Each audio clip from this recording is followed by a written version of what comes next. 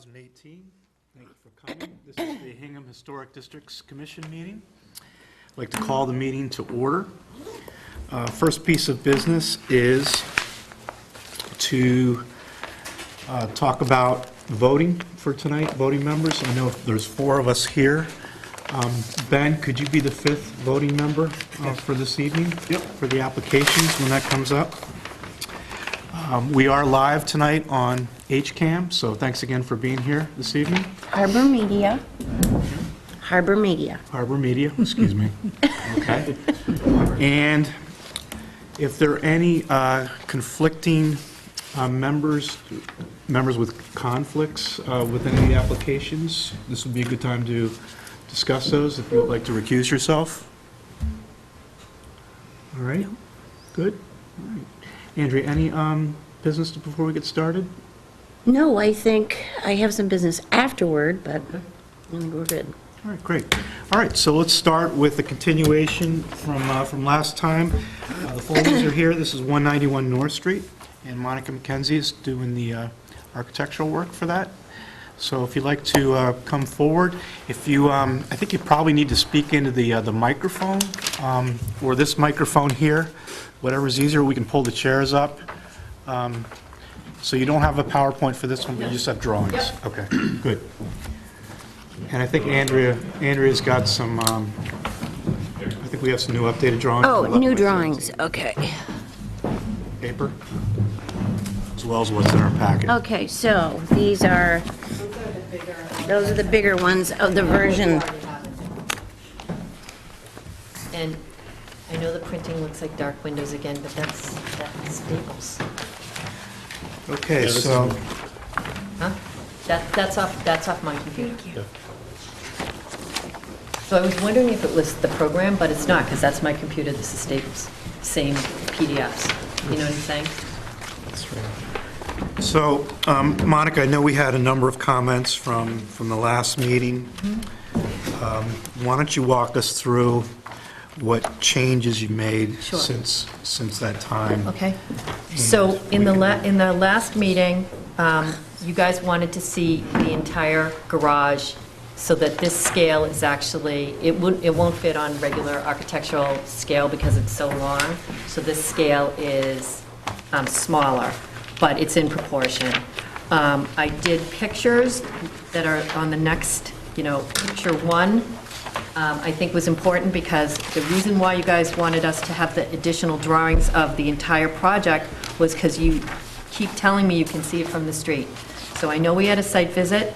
Here is a picture from the street. I think you can see the window at the top gable, and you can't see anything beyond that.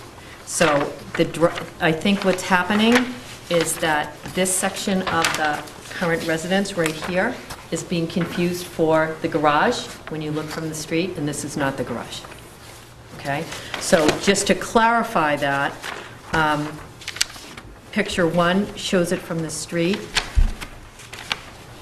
And then I started to do them in chronological order so you could see how the building progresses, even though we had the site visit, maybe everyone didn't come, or just to revisit it. So picture number 2 shows the back of the first addition off of the farmhouse and the section that we're talking about renovating with the sliding doors.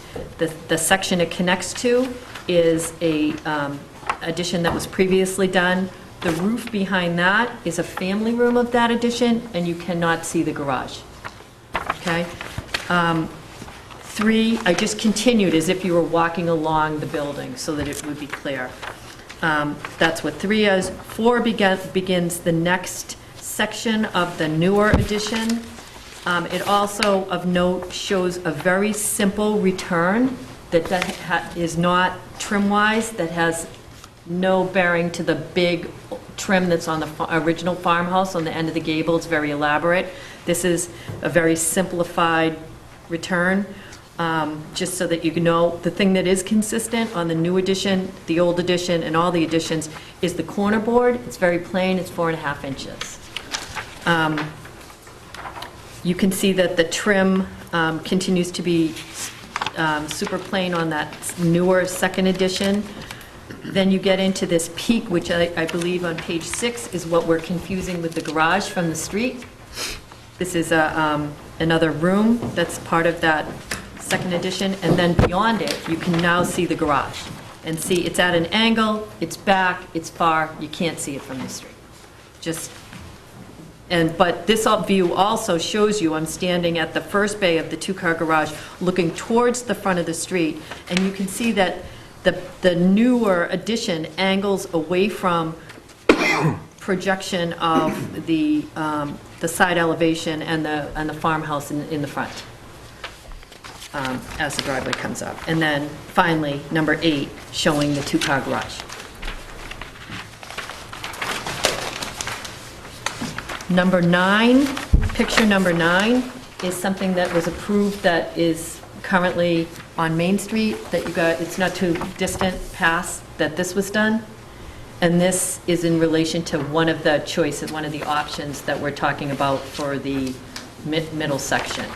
This has a much stronger return. This was one of the suggestions that Ben suggested we look at. It's one of the options. So Margit actually saw this and said, that looks a lot like what we're talking about. Let's take a picture of that and present that, just so that it's a little clearer.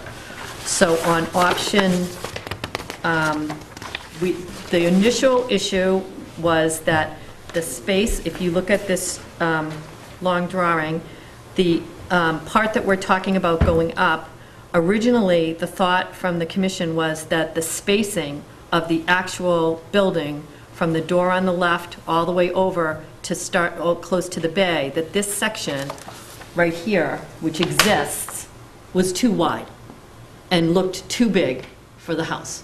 But it is the space. This is the existing space. So we originally presented a drawing where this was at the same plane that it is right now, which is back from the main house.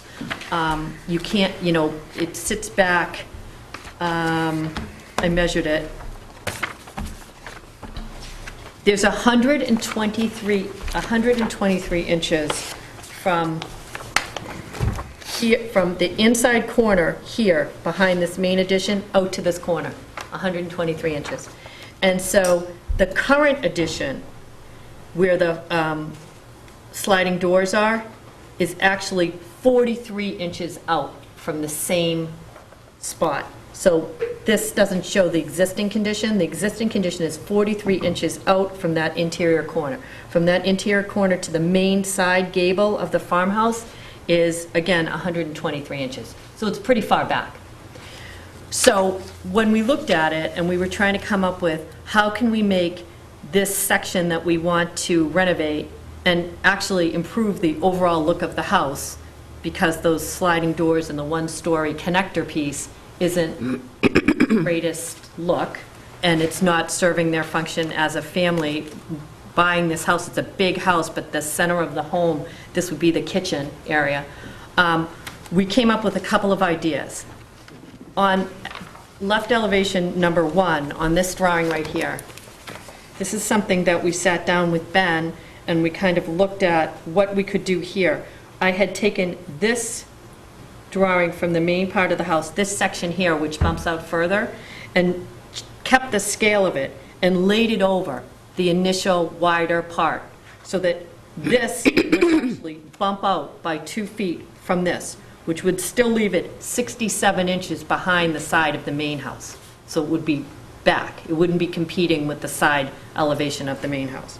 The roof line here, I know you think I've lost my mind here. So this isn't that I lost my mind.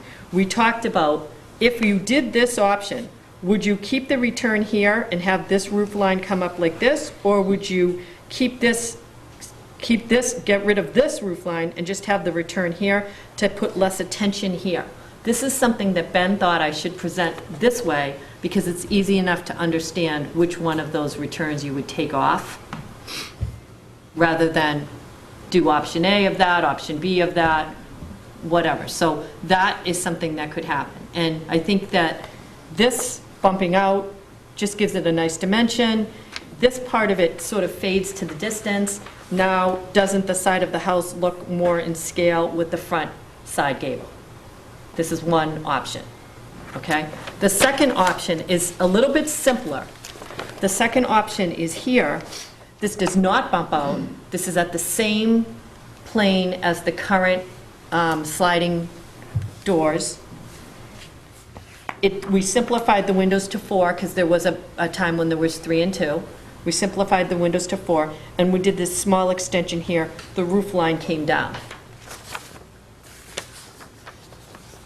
I think that either one of these would work really well and be a nice way to solve the connecting piece with the modern sliders, which, you know, we figured out the back situation. The Foleys really love the light of that room because they've got the light on both sides. So we'd have the big bank of windows on the rock side, but on this side, we could make this work by using one of the walls interiorly as like a big kitchen wall. This section would then connect the back of the house, which is sort of a family room and a place where their kids hang out and a way to the garage, and the main house, which is more formal, and the kitchen itself in the area where the bay is here. It's just, I mean, it's right here, and it's a long way from where the family hangs out. So I know that's not part of what the historic board is looking at, but I think that the house is super long. I understood when you said that the width of the original one seemed too wide for the main house, which we're trying to, you know, keep in context. But I think that by doing this, it kind of makes some symmetry and some balance to it. And because it's a two-dimensional drawing, I know you guys see this all the time, this is way back from this, 67 inches, 5 feet back from this. So it's not, you know, as flat as it would. And we could have asked Margit to make another model, but I think she's done with that. I think she's done with that. I actually might not have said yes. And so as far as, you know, if you get to the point where you like, and then, you know, this part of the house right here, which this isn't really on part of this issue, but this part of the house right here with the brick column and the bay window, and we were all in agreement at the site visit that this, even though you can't see this because this is set way back from here, 123 inches, right? But in looking at both of these drawings, it would be a real simple thing to fix this by doing like a shed farmer's porch across, moving this column to here, making these flat, and then doing another column, and it would look really pretty. And it would look like a little, you know, antique farmer's porch. But that would not be, that will be after I'm gone. But it is something that would complete this. Where am I going? You don't know. I don't know. But, you know, it would be a final kind of fixing of this in my mind. Because even though I think either one of these is an improvement from where it is, and on top of being an improvement, it gives them what they want. They get a master suite, which they don't have. They get a kitchen in the middle of their house. They have a lot of kids. Their kids are always, when I come over, they're always down in this area in the playroom. This is far away. They love the house. What do you guys think? The windows won't be black. All right. Any questions from the audience? Thoughts? Okay. Let's open it up for discussion. Initial thoughts, takes? So if I could say, you know, I think this version, Simpler? on the bottom, the simple one is more appropriate. Okay. I think the other one is kind of a modern, more contemporary interpretation with the gable within the gable. The gable wouldn't be inside the gable. The roof line would be Right, continuous it'd be- with this. Yeah, exactly. Yeah, I know what you No, mean. I think Yeah. that the more simplified Sure. version is more appropriate. I guess one question I would have is, what is the roof pitch of this here and here? And I wonder if you're able to get a little more pitch in this section here, so it kind of drops. It drops from here to here, let's just say, for argument's sake, this is up here somewhere. So you actually got a little more roof pitch here, and maybe a little more height in that area, and then you drop down to here, and then this drops even a little bit lower. So these two are maybe not the same height, but I don't know what that does to your roof pitch. That would be okay for me to do. I think that one of the previous drawings, the roof pitch was higher, and you guys wanted me to drop it. So this is what we had last time, that one? Right. And that's existing, correct? That's existing. Existing. This is existing, so they have to, So that would go higher than, But we dropped the other pitch in the back is lower, so it in keeping with the, well, I think at least, at minimum, what you have, I think is better than what you had before, because it keeps it lower instead of dropping it and then bringing it back up again.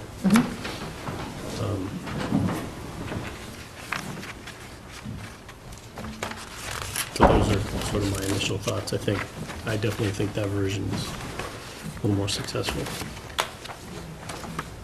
Yeah, I agree with what Michael said about the more simple version. It feels like it's sort of the second entrance or the second piece of the building, whereas the first option feels more like the grand entrance of the building. So it's sort of the second piece, and then there's a third piece as it kind of scales down towards the back.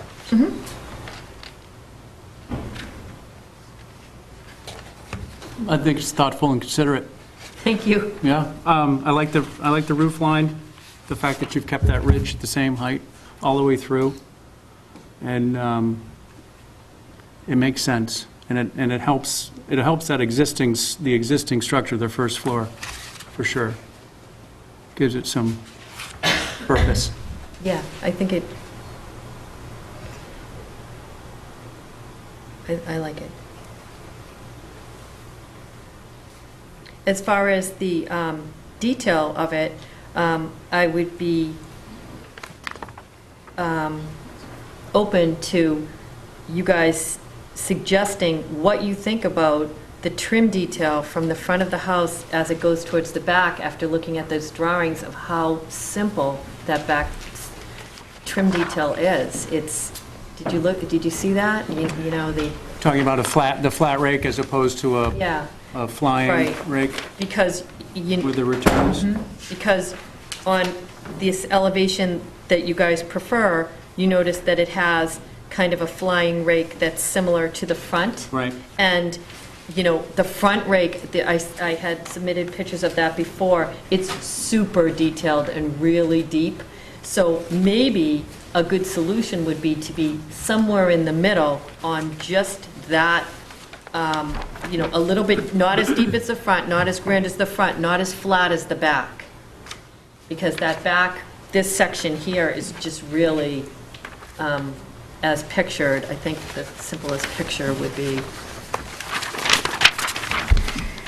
Although that one does, you do have a little bit of detail there. That one does In the very back. yeah, pop out of it. right.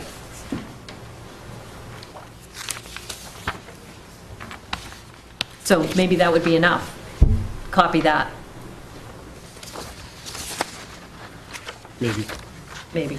well, maybe something similar to this, but maybe not as wide of a board in this area here. That just kind of lightens it up a little bit. Yes. This board.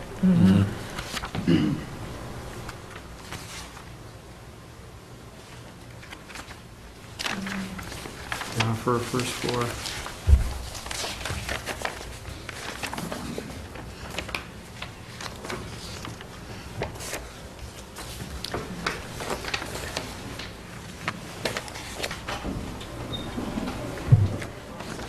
Do you oppose the fact that the, Margaret really likes this simpler look too also, the one that you chose, Mike, but would you be opposed to that section coming forward flat just as it is? Would you want it not to be all on the same plane in that long expanse? Yeah, what I'm saying is, would this section right here, take this whole thing and bring it out by 2 feet? Would that help break it up? Well, how far out does it come now? This one is flat. This one is at the same plane as the, it just goes up. It's at the same plane. There's no additional space coming out from the foundation. But it comes out, This is coming back. Yeah, this pushes back, right? This part came back. This used to be full. When it was the drawing that you had, this whole thing was at the same plane, we recessed that and made this hallway into their room not as wide, not as deep. This exterior space came from what would have been interior space on drawing number 1. So just below your finger there, that corner board, Yes. is that just Yes. flat against the building? Yeah. So I see. Do you know what I'm saying? Yeah, no, my expectation was that addition does bump out. Right, yeah, I can bump it out by 2 feet. This is bumped out by 2 feet. Right. And if it bumps out by 2 feet, it'll still be 56 inches back from this section right here, where this door corner hits the side of this building. Right. Do you have updated floor plans that match that? No, we're keeping the same floor plan. Oh, we're keeping the same floor plan. All this did was decrease the hallway space, but we're not going to do any additional drawings until we figure out what we're doing with the outside. The drafter is, we're just trying to see what you think the outside should be, and then we're going to work with that constraint. Well, it's just helpful to understand where the plane is. Right. So if you're saying. I think on the original, drawing- you have the original interiors floor plan. You're saying this is recessed from this, right? I'm saying it's not. This is all flush. And Yes. how does this roof work here? The front wall, this section where no, not that section, the section towards me, yes, that upper part is recessed back and makes a Should be smaller hall. A line or something Yeah, here, right? right. Okay. We took that space from the upstairs bedroom. It didn't really do anything except for change the window and make it the hall less Right. wide. It was a narrower hallway. I can see on your layout. So that was taken right here. Oh, okay. There's that wall. That was taken right here is where you see that roof, that small shed roof. You know, similarly, Monica, on the right elevation, if this is all one facade here, Yeah, so it might that's- be more interesting if you had a slight bump out here too, on that side. I could definitely do it. You can't see that from the street, but we can do it. I know, There it's just should be a from, line or something. this is all Flat. one plane. Yes. It isn't on that side. That's pushed Part of back. it goes in a little bit by about a The foot. top floor? And then there's huge I rocks guess what next she's to it. saying. No, he's saying But there needs if to I be just something bump that bigger. section where the windows are out, where Where the the brick glass is. would be, if I just push If you- that a little bit. Oh, If you can give this a little bit more definition on that side, like you're doing on the left side of the house, I think this would, having this all flush is, if you could come out here like you're doing on the other side, there are a lot of really big rocks next to that, how much room do you have? maybe 4 feet between Yeah. that and the rocks. Okay, well, Yeah. I mean, even a little bit would help, I think. It just, I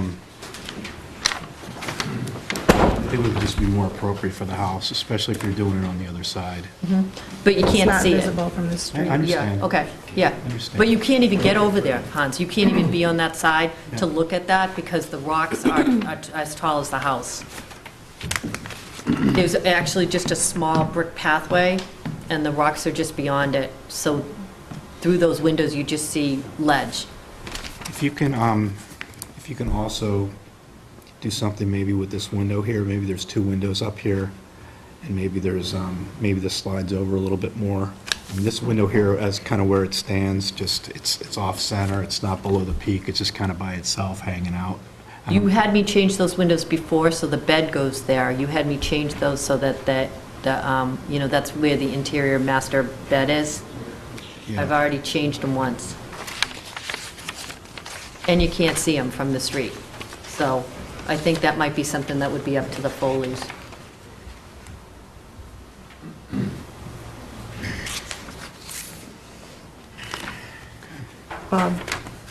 I guess the inside needs to work and make sense for us to go through doing the outside.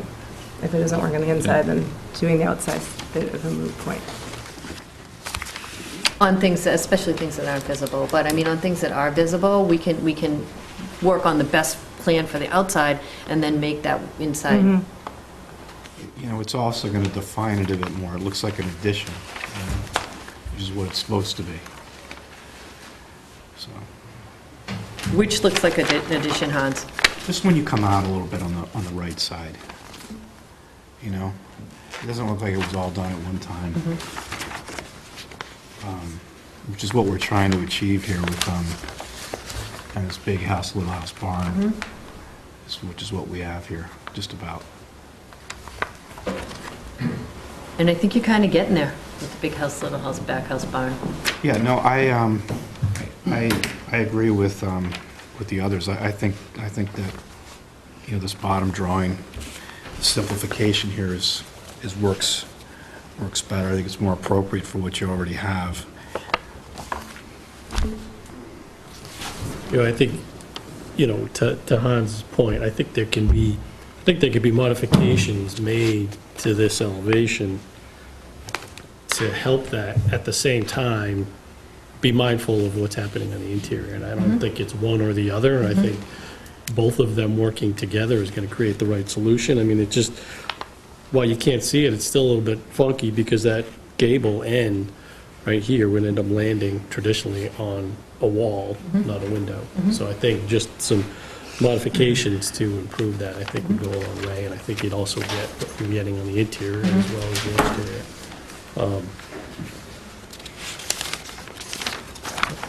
I'm worried about the idea of pushing out on the right-hand side because there's so little space between the rocks and the house that I don't know if we could really do that.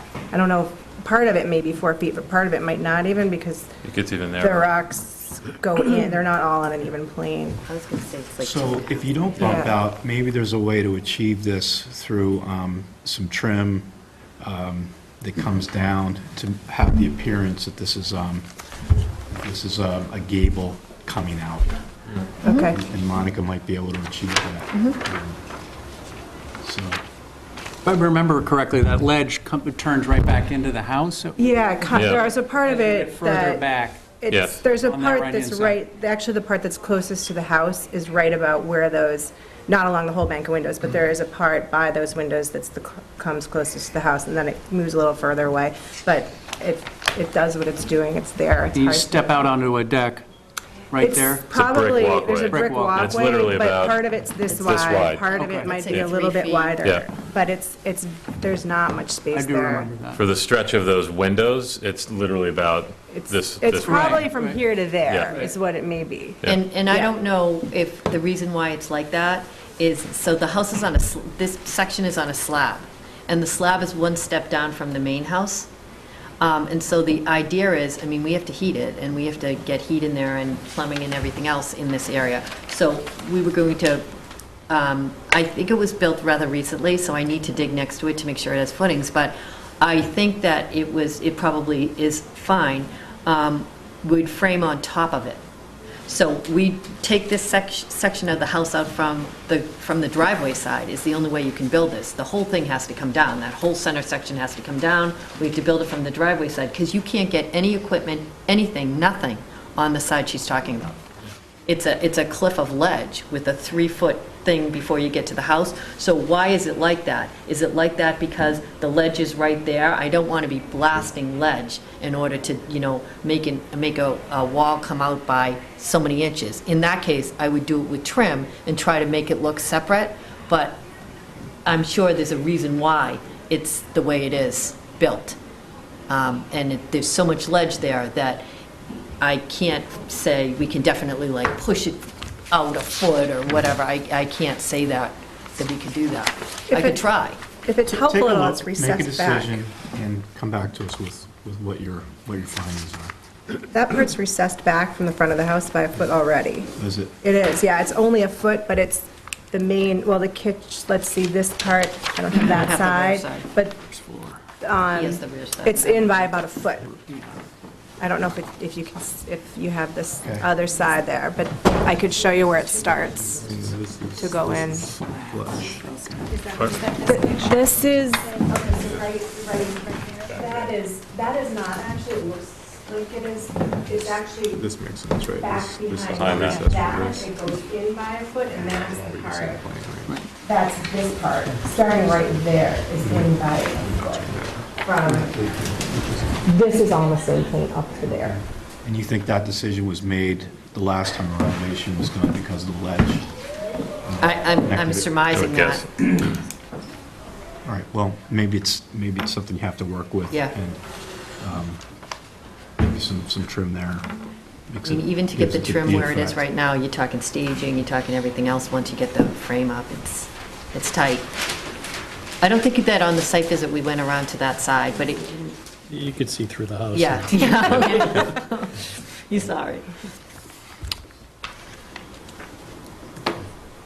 I have another question. Monica, if you could just, on this drawing here from a previous meeting, you were saying that there is no return here? That doesn't exist right now? Or is this in fact the foundation, the current foundation? Does it do that? I have a picture. It's on here.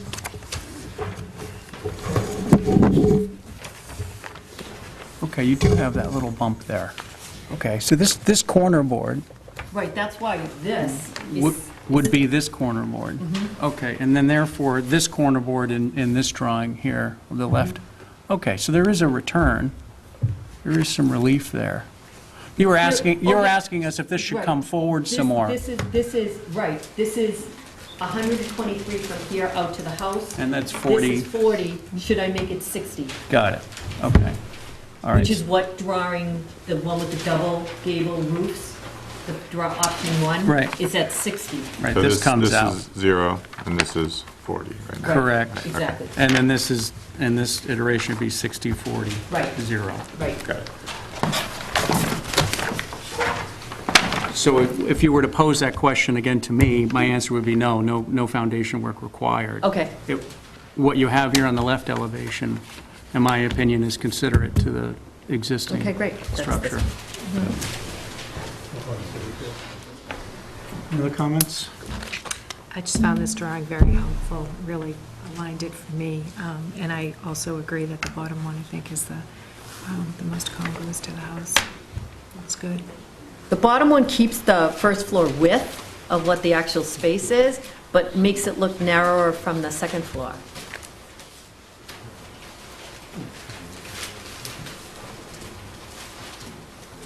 And that farmer's porch consuming that bay window would be terrific. Wouldn't it be good? Yeah. Maybe we could just do that. Maybe we do that first. Okay. Andrea, what do you think about going through the worksheet tonight, or should we wait for next time? Do we need it for this? Do you feel No, like I'm we- just wondering, once we have the architectural drawings, it might be, we can go through the sheet next time, the worksheet.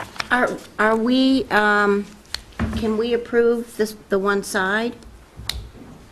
I think you guys want to see some drawings, correct? Yeah, I think it would be, I think you're on the right track. I think what you got here, you're going in the right direction. I think to see the plans together, the elevations, the whole package together, so we can make sure we're looking at all the right stuff. Are you pretty confident at if I take this bottom elevation and I turn this into the set, framing plan, elevate, all that, go to With the that? bump out. The bottom elevation. Right. Bumping it out a bit. They were It's already satisfied with it at bumped 40. by 40 Not at inches. 60, 40 out from where, Okay. which is where it is now. Then, I would have to develop those drawings anyway, and I think that would be something that I could come back with, and it would be in the essence of time, too. If you guys are thinking that that's the right way to go. Are you seriously considering the farmer's porch or no? I would really like to do it. Do you want to have a GoFundMe page? We can I mean, all I would say is if you're planning to do it, you might as well put it in there. Throw it now. But on if you're there? not, and it's not part of this We can throw it on there. application, then don't. I'm not trying to force you, but You like it. Everyone likes it. Well, Yeah, I know. Well, are you saying that it can be on the plan, but it could be a separate phase? Can that be phase 2 Right, or right, whatever sure. later? And then give them a chance. or just do this, and then But they'd have to come back 5 years for the down the farmer's road, you porch. come back to the farmer's porch, or whatever it is. But if you threw it out there, so. Yeah, I think that would be the thing that would really, How long is their certificate of appropriateness good for? Well, it's, work is supposed to be started within 6 months, but it's renewable. Okay. And we have had, if there are no changes, let's say you were to do the farmer's porch, but not build it now. Right. So if you were to come back in a couple of years with those drawings, it would just be a matter of confirming that the drawings hadn't changed. And so, so it's, I think it would fix that Yeah, part. let's do that.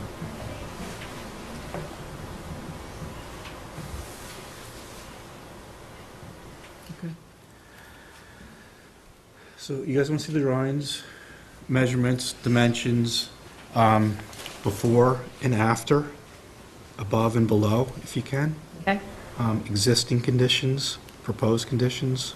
We had that on, we already have that somewhere, so yeah, Just- yep. Yeah, it makes it easier for us to look at. Get what's- rid of what's elevation changing. 1, put existing, put proposed. Yep, and do the right side, left side. Yeah, just put the whole package together, even if you gave us demo drawings before, just put them back in. So we've got one. Let's also look at the front, make sure we have that right.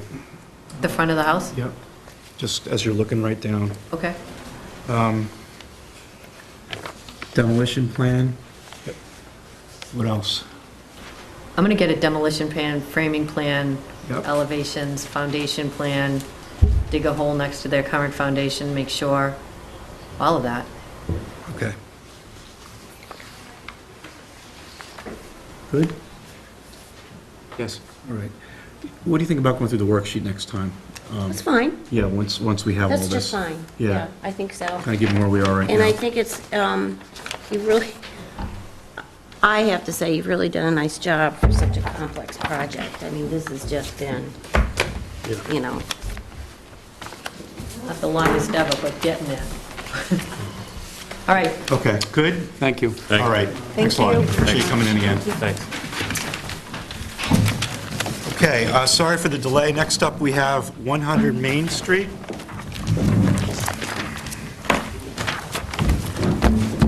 Monica, you sticking around for this too? Okay. The Sprangers are here to talk about some options for the drawings based on discussion last time.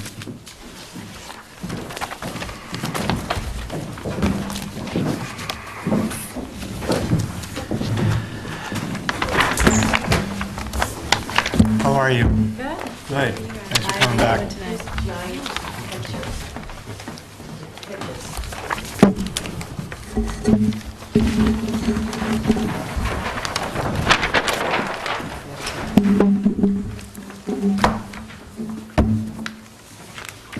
you have these, but here they are. Thank you.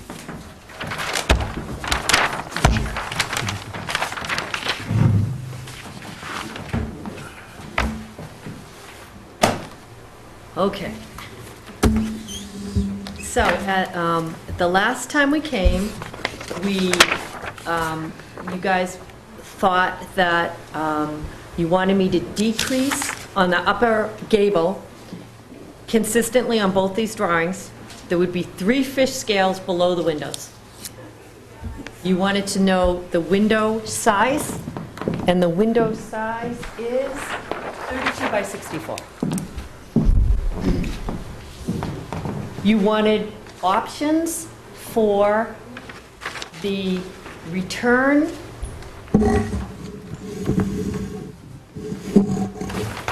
to break the gable trim that's going across, which is, this is the one that's like the house. Here's the house with the straight across gable. Here's the drawing with the straight across gable with the 3 fish scales going down. The door height 9 by 8. We took off the band, kind of simplified it. Or option B, which option B is the return gables. We need a transition point, if you like that better, we need a transition point from the fish scale to the clapboard. You know, you're not going to have these little curves and these little gaps. So we have a flat, we're proposing a flat trim board, just so that the fish scale can land on the trim board and the clapboard could come up against it. Window size is the same, placement of the door is the same, garage doors are the same.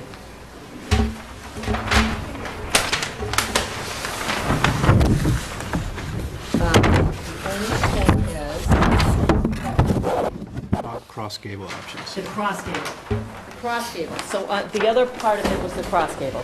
So on the cross gable, you wanted me to increase the pitch of the front gable, change the pitch of it. So we changed it. The pitches on the house are 11s. The pitch that you guys thought would be right would be 12. The front gable pitch on the garage is a 12. The side gable we left as an 8, which was what was recommended. But in the drawing, it just looks too low to me. It looks squatty to me here on the side. Tomas wanted more space between the ridge and the top of the cross gable, but he only wanted a small amount, and this makes it way too big. So this dotted line represents where I think it should be, which is a 9. And that gives you a foot between the... And that gives you a foot, which the previous drawing that he thought was too tight was 6 inches. Right.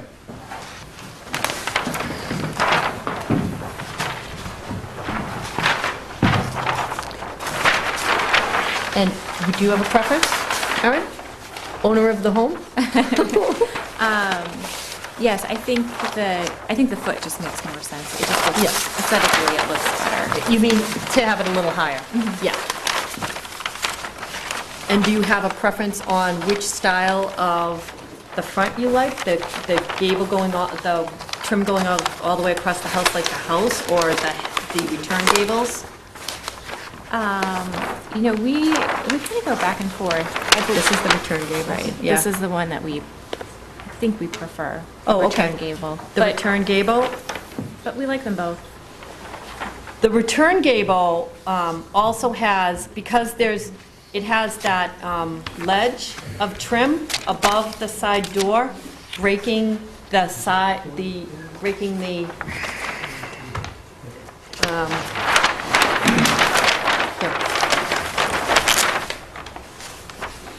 The bell. but the other one doesn't have it. It's Right. plainer. Right. So we thought that by having the board run all the way across, like in the house, that the bell would be removed. Right. And if we did the small returns, the bell would stay. Is there a different siding above the bell? Is that shingles? It would just be clapboard. It's all clapper. Above the bell is a shingle, it's a shake. Above this bell would be the shake. Yeah. The shake. So there was, originally we brought the drawing that was very similar to this house. The fish scale, the shape, but we thought it was too ornate. I wasn't sure about that because it is Victorian. That one? Yeah. It was too Victorian. I just thought that it was too matchy-matchy, was the thought, the consensus. The size remains the same. We talked about the erosion of the hill, we talked about the bell tower, we talked about whether you can see the side, we did the public way thing. What else did we do? We put, there's going to be the same rock wall on the side where it steps down on the side, on the bell tower side. We'll make that look like it's a finished foundation with rock, which will be extended on a wall from the right side of the garage into the backyard, retaining wall holding back that hill a little bit, but not very much, a 3-foot wall. The fieldstone. A 3-foot wall. This project is much more forward than the project that's next door, which is much more deep. Okay, good. Any questions, comments from the audience? Microphone's here if you'd like to, anything to add, welcome to. Okay. Open up for discussion. The 12 pitch solves a lot of my concerns. Perfect. And you showed us this cut of the bell and the shelf. I'm going to retract my earlier statements about the shelf. I think the shelf should be continuous, given that this is much taller now. It makes sense. So I wouldn't clip it with these little returns. I'd run that shelf continuously. Perfect. And because you have the height, the bell works. Perfect, good.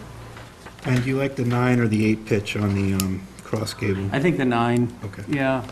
The 8 is going to be too squatty. Yep. Okay. And you like the first set of drawings?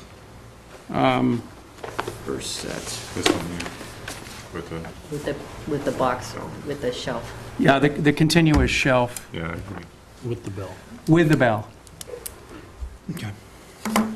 Now that it's taller. Yes. Yeah. And then, this is just a small point, but since I dragged it up here, this is the, you guys can keep this. This is the garage door.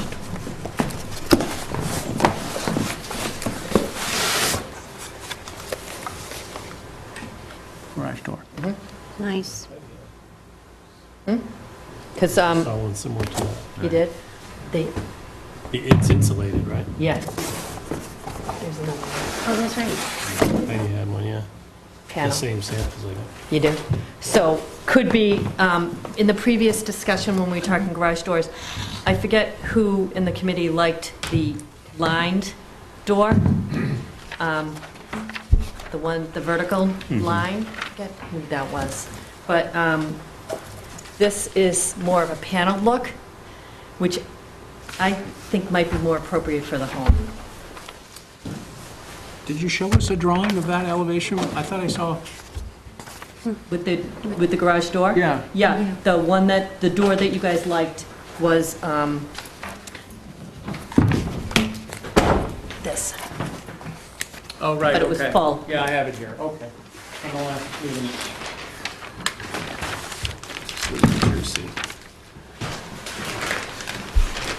Caitlin, I think we're good.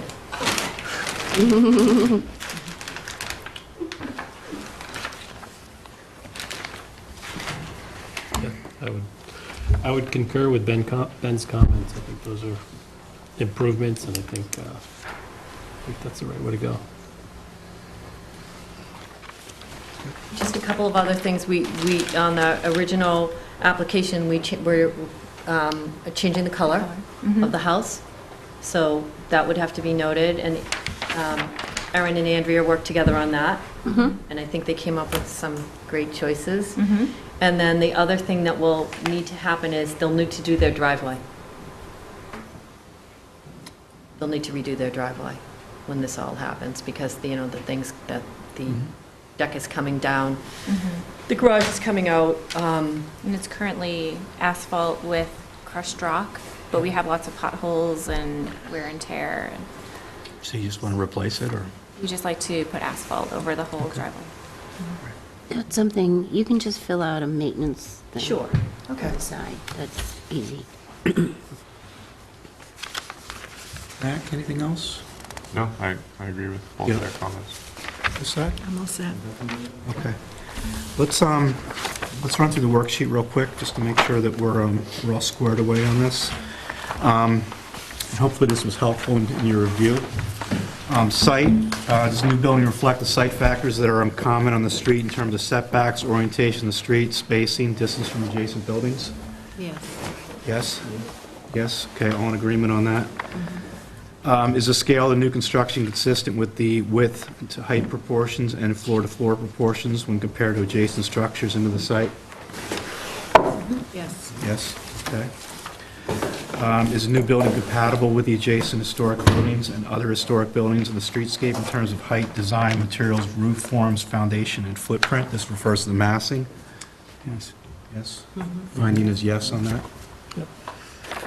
Height, is the height of the new building compatible with the adjacent historic buildings and other historic buildings in the streetscape at 25.6? Yes. Subservient to the house? Yeah. Okay. Finding is yes on that. Proportion, Is there a harmonious relation to each part of the facade of the building to the whole? Yes. Yes on that? Yes. Okay. Does the new building reflect the rhythm of the surrounding buildings in a manner that contributes to the special character of the district? Yes. Yep. Yes. Is it, are the materials proposed for the new building compatible with the historic materials and finishes found in the surrounding buildings and contribute to the special character of the district? Yes. Yes. Okay. And you're going to be matching that up with the main house, too. Are the windows and doors proposed for the new building compatible with those of the surrounding buildings and that contribute to the special character of the historic district with respect to material, subdivision, proportion, pattern, and detail? These are solid wood, these are wood doors and windows? Yeah? Yes. Okay. Finding is yes on that. Are the roof forms and pitches of the new building consistent with the adjacent historic buildings? So we're going with a 9 pitch on the cross gable, I believe, is what I heard, and also 12 pitch on the gable facing the street, correct? Correct. Yeah, that's right. Well, that is compatible with the main house. The main house has a series of different Yes. pitches, so But yes. The front is 12-12, right? Finding yes on that? Yes. Okay. All right, and will the new building affect the overall character of the historic streetscape in this location with respect to site, character-defining site features, trees, and historical significant district vistas and views? This reflects the character of the building. Affect in a positive way, not affect in a negative way. Not detrimental. Not detrimental. Not detrimental. Finding yes on that? Yes. Finding yes. Okay. Good. Thank you. All right, any other questions or comments? All right. Would someone like to make a motion for 100 Main Street for the construction of a new garage? I think that'll probably be me. Go for it. Let's see. I'd like to make a motion for a certificate of appropriateness for 100 Main Street garage. In the back, drawings dated March 2nd, 2018. The front elevation changes to the front elevation would be a continuous shelf rather than the return.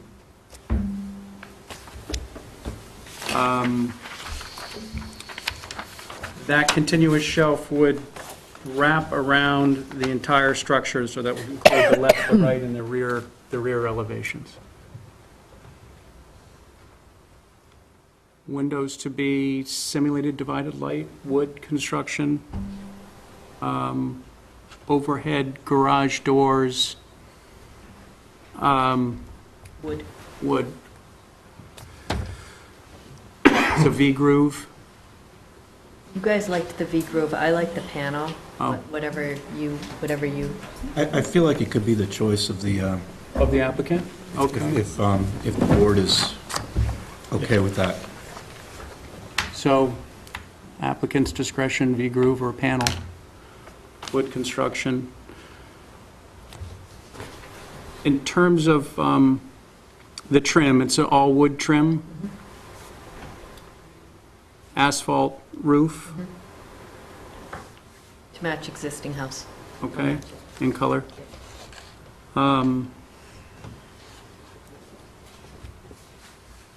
You talked about a veneer on the foundation, a veneer stone on the foundation. Is that strictly on the left? It's on the left because on the right-hand side, it's at grade, Got it. and then there's a small retaining wall, which will match the foundation rock on the left. Okay. Allow things to continue, but get a sample of the, Yeah. get an idea of what that looks like. Yeah. That would be good, just Sure. before it's done. Yep. Fixtures, is that to be submitted at a later date as well? I gave two options. Oh, you did? Yep, That's right. for lighting. Main packet.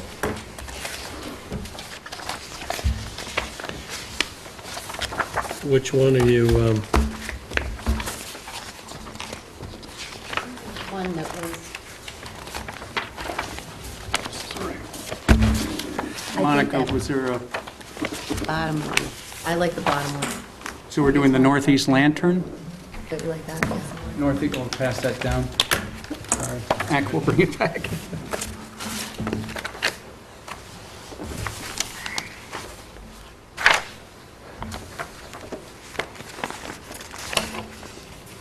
Do you have this?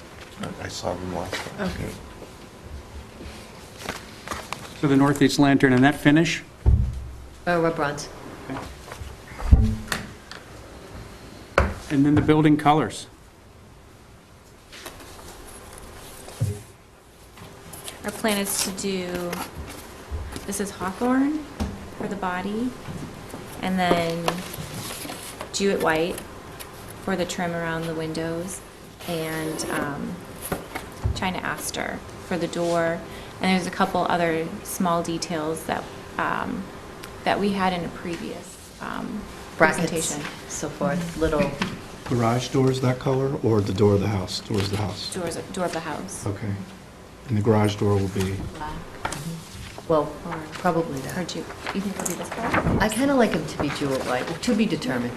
I'll tell you what it's going to be. okay. Is it going to completely fade away? It might be too much if it's with the rest of the house. And introducing a fourth color might be, No, no, no, what I'm saying is either have it be the color of the trim right. or the aster. That's what those would be my two options, trim or aster. Just back to the overhead garage door, no glass in the overhead garage door. When you said No, panel? no. Okay. Right, so here was this was the color combination that was just described? Is that what you? Andrea and Erin worked Right, together okay. and changed that green color to a different color green. Okay. Softer. Yeah, softer, it's pretty. What was the color? The color was something, It used to be, yes, Green? Thought it I was looked it merit up for, apple. it was merit apple. It was a lighter green. yeah, At one time before it was painted what it is now. right. So, And we tried merit apple. It has a little yellow hue, which we have a yellow house right next to us, so we didn't want to compete at all. Gotcha. I think. It's what very you've got similar is to lovely. hawthorn. Yeah. Anything else? I don't think there was anything else. Okay. Oh, driveway? Oh, we're going to do that. That's a in the maintenance. Separately. That'll be maintenance. Administratively. Okay. All right, do we have a second? Second? All in favor? Aye. Opposed? Thank you for coming in again. Thank you. Thank you, I hope guys. you like the end product. Great. Love it. Thank you. Nice. Thank you, Delicious, good luck. Can't wait to drive by and see it. Or walk by, maybe.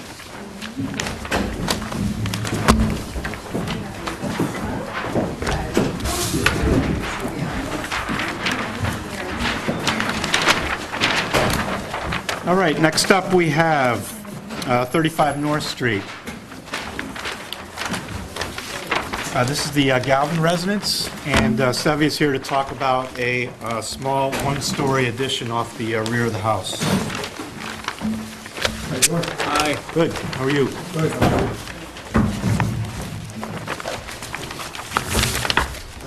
Hey,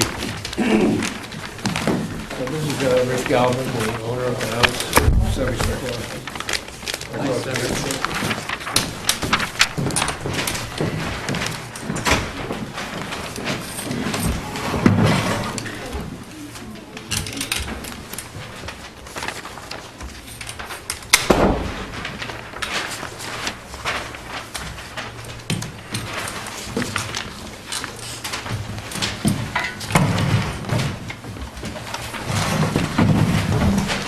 And this just consolidates what you have in front of you.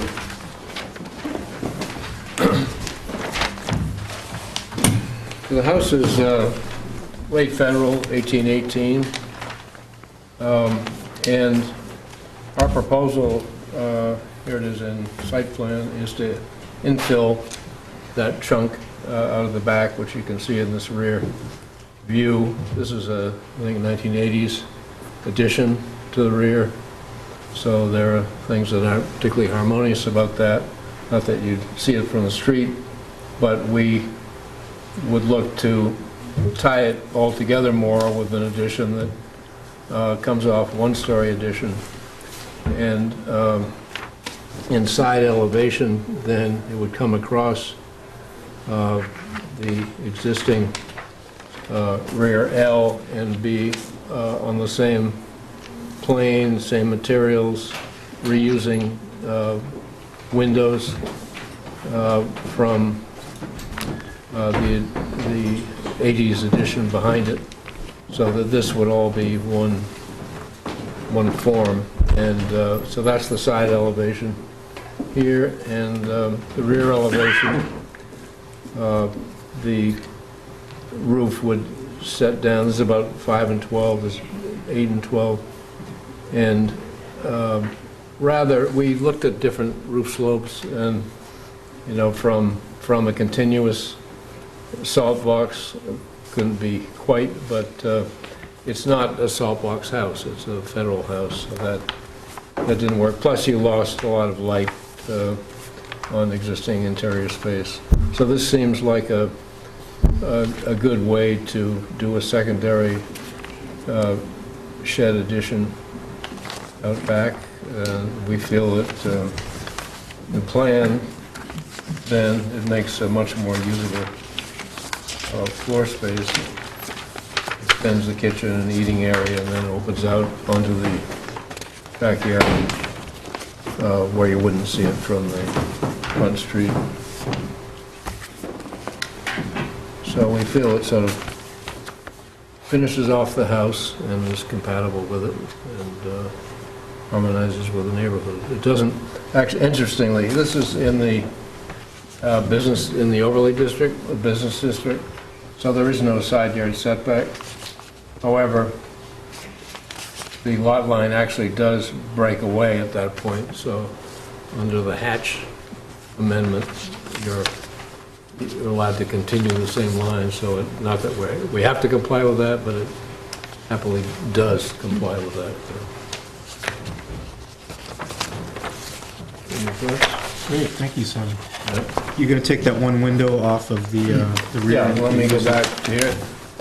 We're taking the two windows here, moving them out onto the elevation, just taking one off here, so we still get light into the upper room. And then these windows, which you wouldn't see from the street, will be the same proportion as a half casement, a half double hung. But it'll give them light and air into those existing bedrooms. Any questions, comments for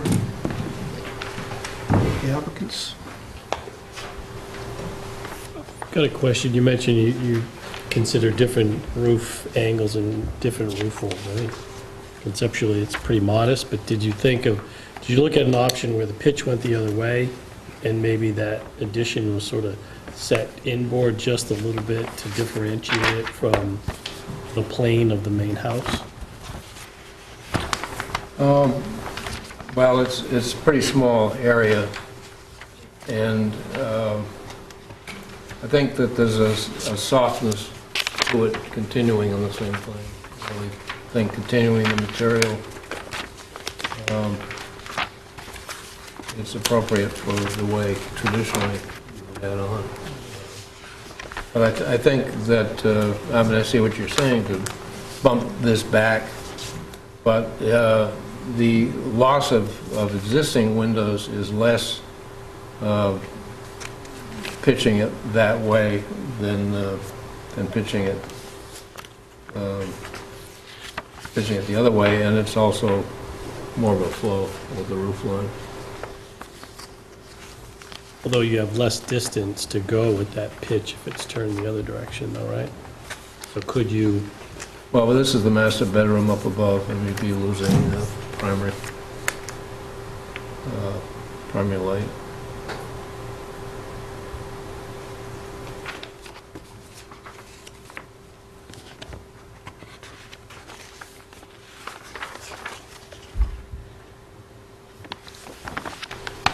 it's a really good-looking proposal.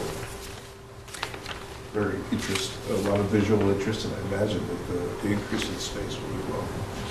It really squares off the house, makes it work and flow, and doesn't lose sunlight. It's a very sunny house. So dramatic when you screw something up that exists, but in addition, it closes off light. You know, I don't have any architectural comment, but I will say it's phenomenologically respectful. Good comment.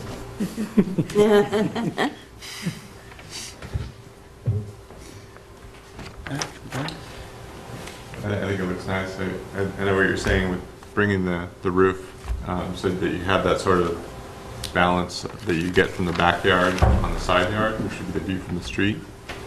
But I wonder how that roof, that rake would match up with the backyard. Right? Is that kind of what you're Oh, saying? to run it this way? Yeah, to run it that way. Is that what you're saying? You could lose all the sunlight in the bedroom, master bedroom. Well, if you started Well, at not the even, same just- height. But also, it would be then a straight eave from the side elevation, which does not flow. I mean, that's not really the way traditionally a house would add on.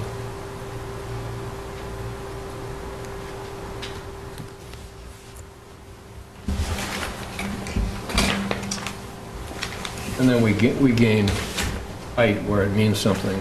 It's a vaulted ceiling, and it gets you more height here, right, sort of up in the corner here, so it ties these spaces together. Right. Mike, would you run a trim board down there, north and south, to give it differentiation, if that's kind of separating the old from the new? Would that help at all? It's in the same plane. It's kind of. Yeah, it's hard to say.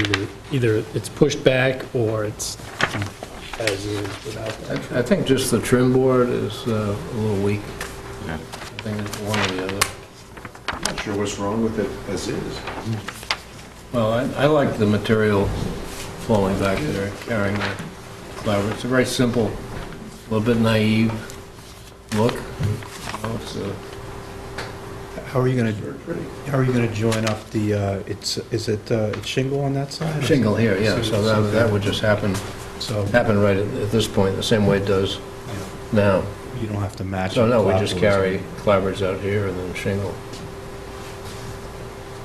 It's interesting variations in the house. So I like those little bit kooky variations, but you see the window spacing, it's not symmetrical. I mean, and you see the roof line here, this ridge drops. So this was the original house added onto here. These windows are actually lower. There's a strange change in the sill. It's got these kind of trapezoidal, non-squared sills. Interesting history. Good archaeological site.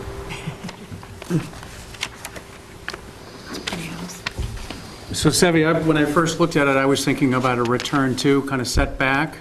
But as I'm looking at these, I think this actually adds to the quirky character of it, keeping it on the same plane. It is only a first floor addition, so I'm not so. But when I No, did it's first not. look at it, I thought immediately, well, that you should really have a return there, a small return.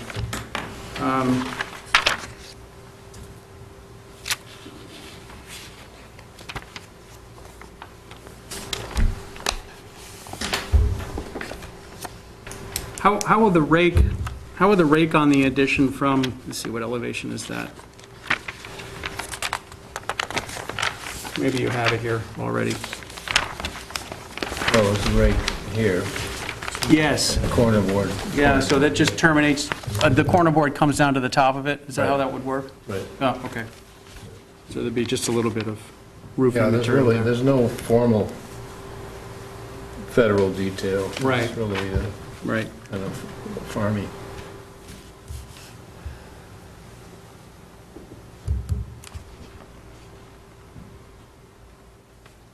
All wood windows? All wood windows, well, we're reusing existing wood windows. You wanting windows in location of existing? Well, the Oh, awning rear windows elevation. are out back, Right. but these windows that you see from the street are moved out from here, I see, yep. same windows. They use their interior shutters.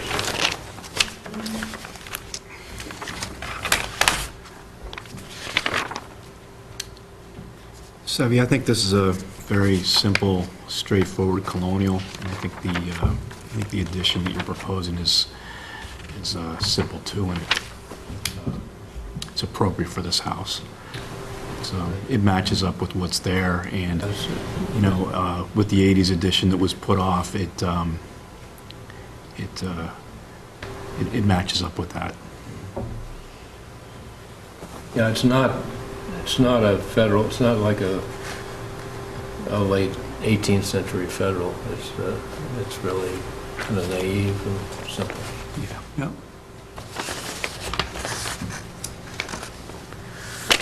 Be a challenging site to put a foundation in.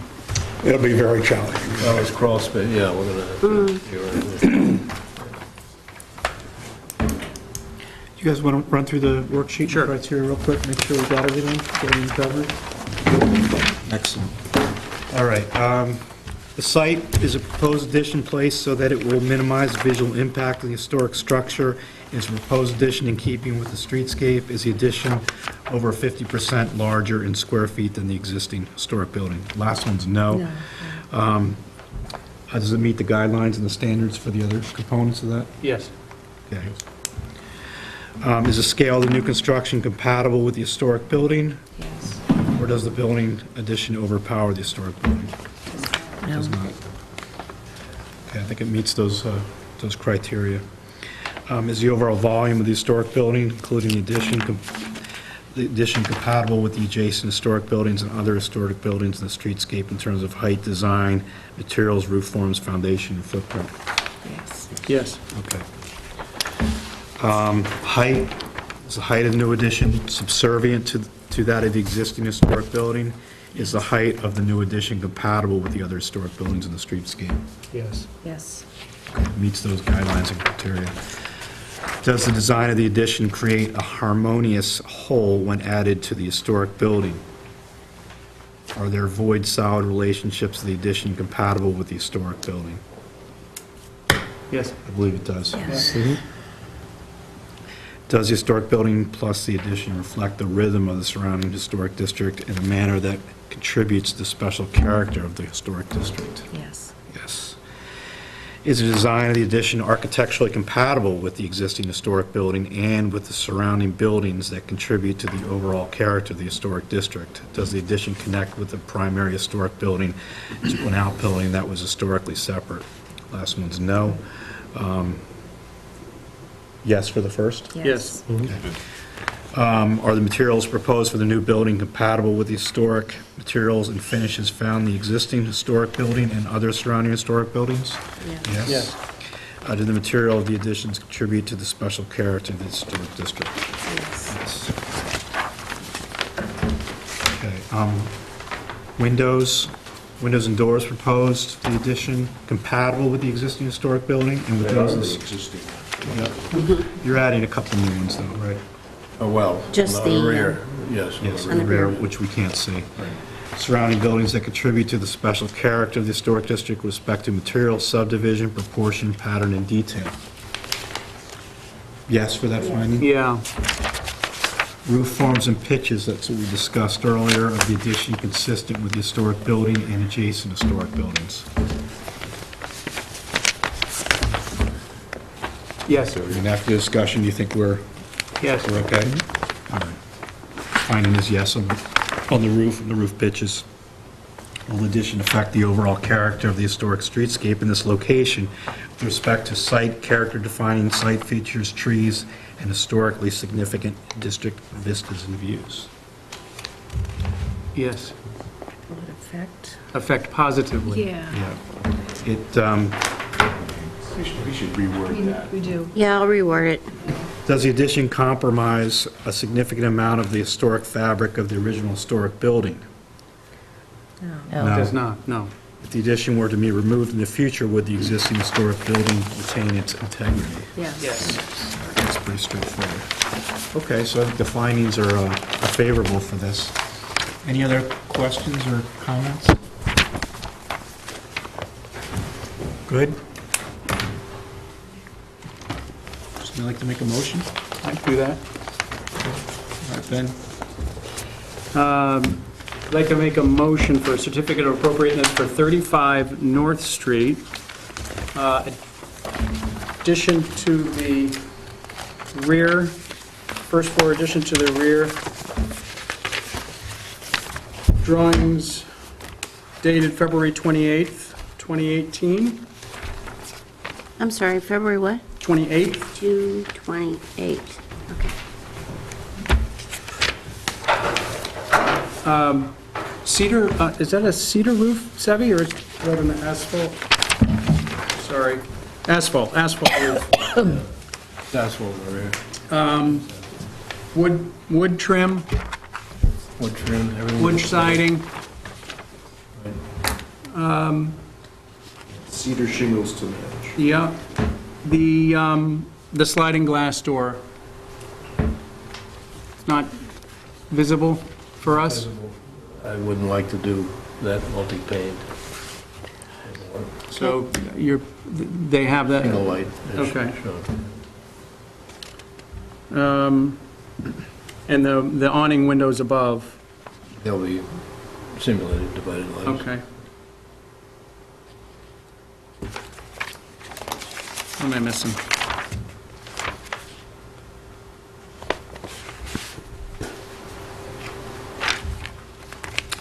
That's it? A color to match? On a match? Light fixtures wouldn't be visible for us? No light fixtures.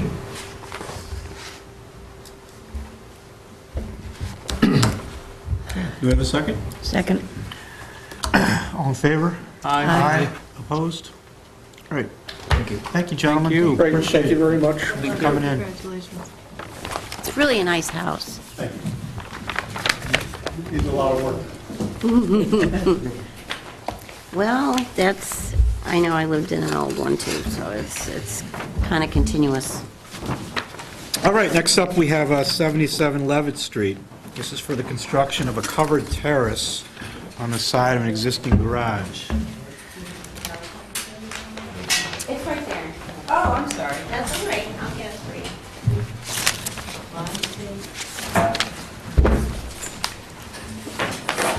How are you?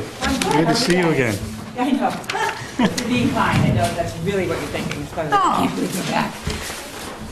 Glad you're back.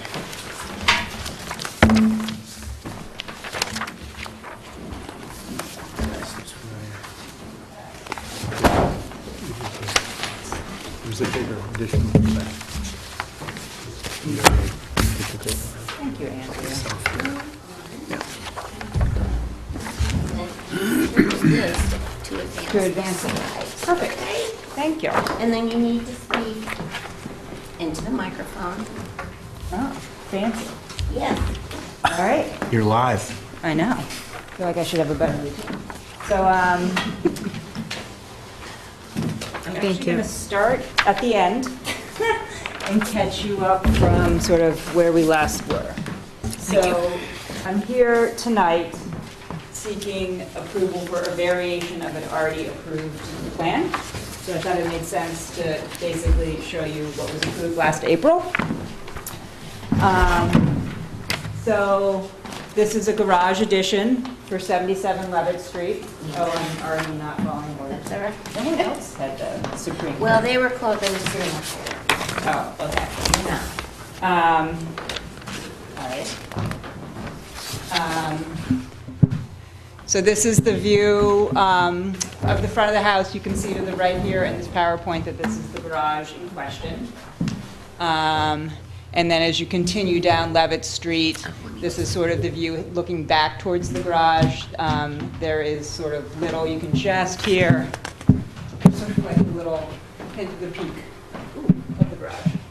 So that's the building in question. And then as we move down here, this is sort of what we are proposing for the addition. And you can sort of see if you go to what we approved before, It's represented in the bottom right, the side view here with this window here.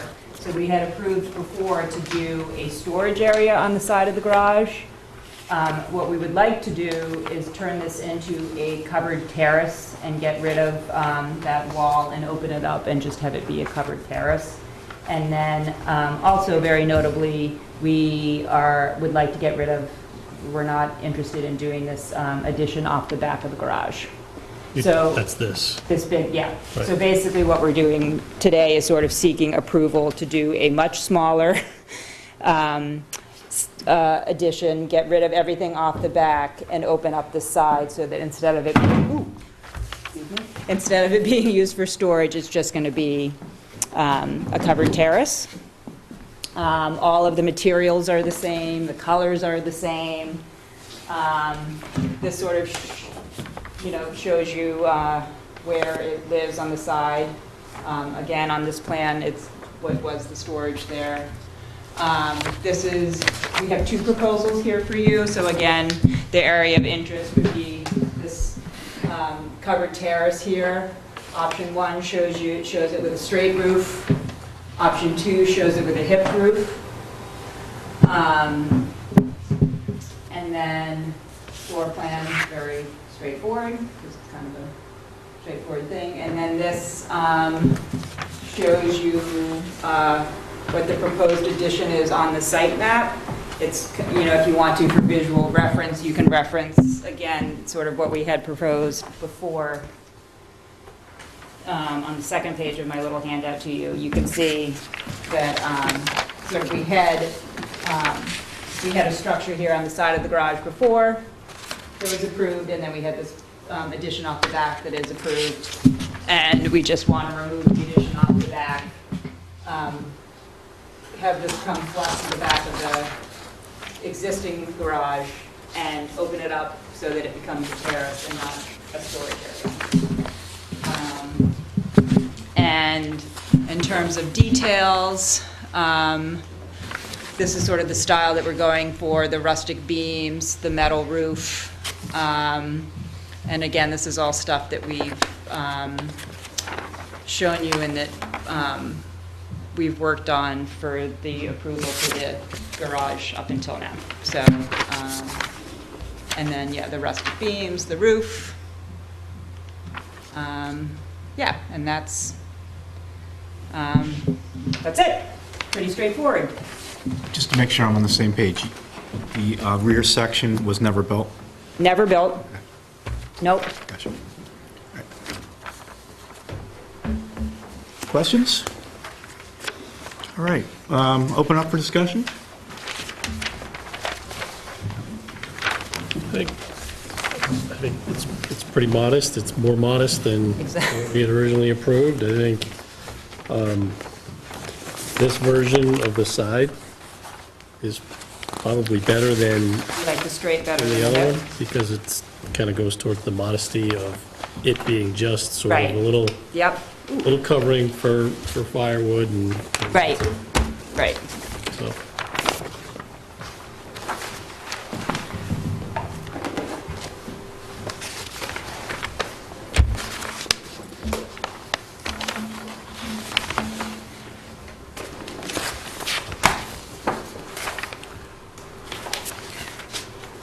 So you're going to have, is it going to be stone underneath?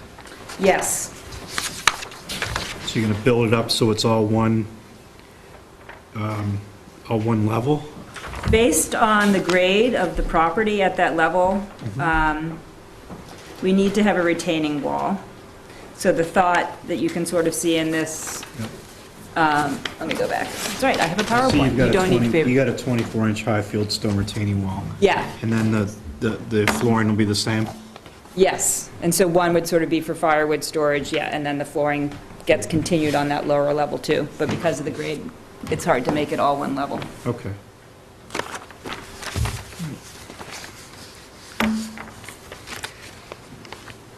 What color is the standing seam roof?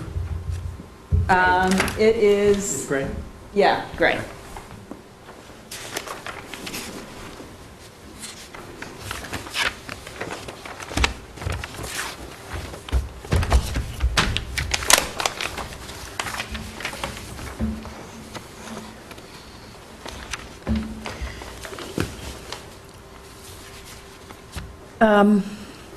This is an incubating thought, but conceptually, to me, there's a difference between having a bump out as a storage area and having a bump out as a covered terrace attached to an outbuilding. It gives it a different characterization to me that doesn't seem so congruent with an outbuilding.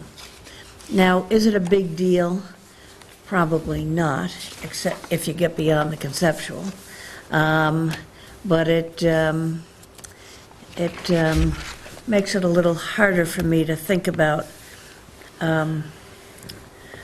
this being done. Right, I would say, so we had approval to do sort of this addition off the back that was not storage, it was a sort of Yeah. outdoor living space. And so this is in the same vein of that, just significantly reduced. Yeah. And the location has changed, but in principle and concept Yeah. and all that, it remains the same. Yeah, no, I understand. Yeah. Yeah. And the idea is that's a firewood storage area? Is that? So part of it will be Wood, firewood storage and then, yeah. If this was all for firewood, you would be, and they just didn't put firewood in there, and they just put a couple chairs under there, you would be okay, right? I didn't think you could read my mind. You just pull the firewood out of it, right? Yeah, cords and cords. We'd approve of firewood. Storage? Sure. Yeah, right. It's eminently historic.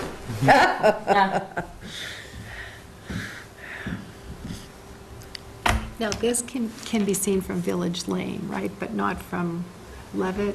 There's I a drove cluster today. of arborvitae and a cluster of pear trees that provide screening, so it's not visible from Village. It's not, but that's the side you would most likely see it on if the trees were, because you can't see it from, look at Yeah, Leavitt yeah, Street you have the on, visions there, can't. yeah, yeah, yeah. Because I drove around to Village, I wasn't here for the.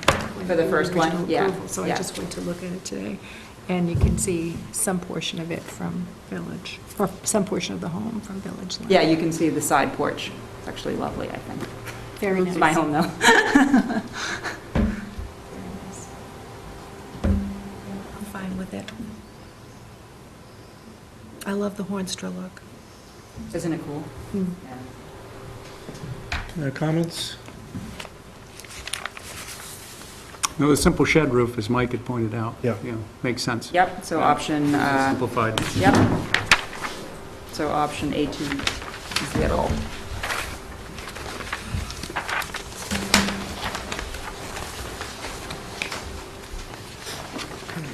Yeah? Ronnie, would you like to, make a motion on it if there are no other questions? Did I miss you, Ben? No more questions. I was just thought I could bat a no-hitter tonight. Yeah. Go right ahead. Right ahead, Ron. Okay, I'll make a motion for a certificate of appropriateness for 77 Leavitt Street to revise an original certificate of appropriateness that called for the creation of an extension to the garage, which will instead become a covered terrace used for wood storage behind the garage, as outlined on the plan.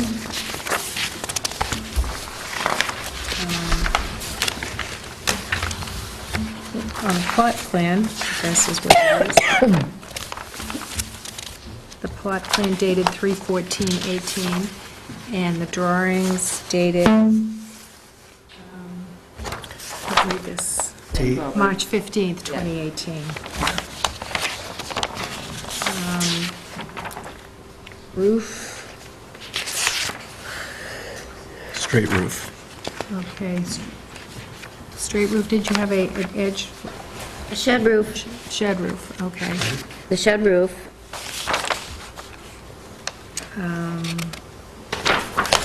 A2-0, shed roof.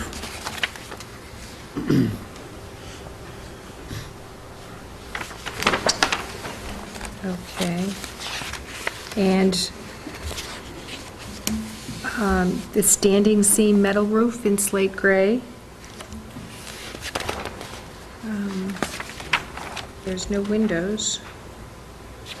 Let's see, what am I forgetting? Supports to be natural, leave them Yes. natural.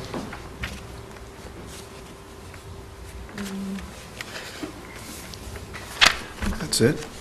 This, okay. Anything you left out? Ben? No, I think we got the colors ready. I didn't do the colors. The colors to be, I think it, A rough hewn stain, stained. It's this red. the shaker red and with a trim of sayward pine. Sayward pine up top left. Makes it look like a little barn. It's great. Okay. Do we have a second? Second. All in favor? Aye. Opposed? Right. Thank you so Excellent. much for your time. Thanks for coming in again. Sorry to be a repeat customer. Lindsay, do you have, let me, whatever you handed out to them. Oh, I'm sorry. That's all right. I wasn't sitting, no, I wasn't sitting here. No, so, not rude. All right, next up, we have 176 and 178 South Street for the replacement of 6 existing windows in the front and side of the house. And the Rapas, is that right? Yes, Here. I'm Mike Rapp. Mike? Okay. How are you? Thanks for coming in. Good, how are you? Well, you guys have been here all night, too. It's very interesting. You're ready now. Yeah. So we'd like to replace the sashes, 6 of the windows, without changing any design or anything like that. The windows that are existing there are kind of falling apart at this point. So we would keep the wooden style, same 2/2 style that is there today. And on our last page here, we would also like to change one window on the back side of the house. We have interior kitchen designs that's our kitchen. It actually calls for an island where that window is. So we're hoping we could raise it and possibly go to the side to bring more light into the kitchen on the side there. And the back part of the house is an addition. It's a newer, so the window would be on the back part.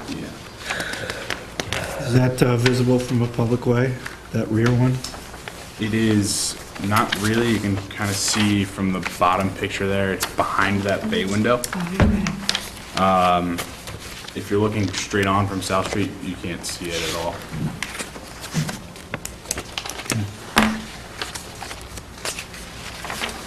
Good.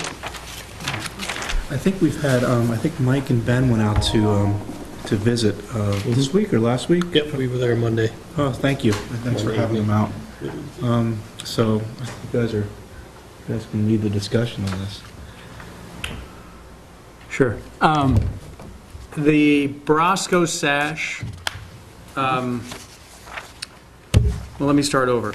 So we love our original windows, this commission, and it's rare that we approve replacements when you have the originals.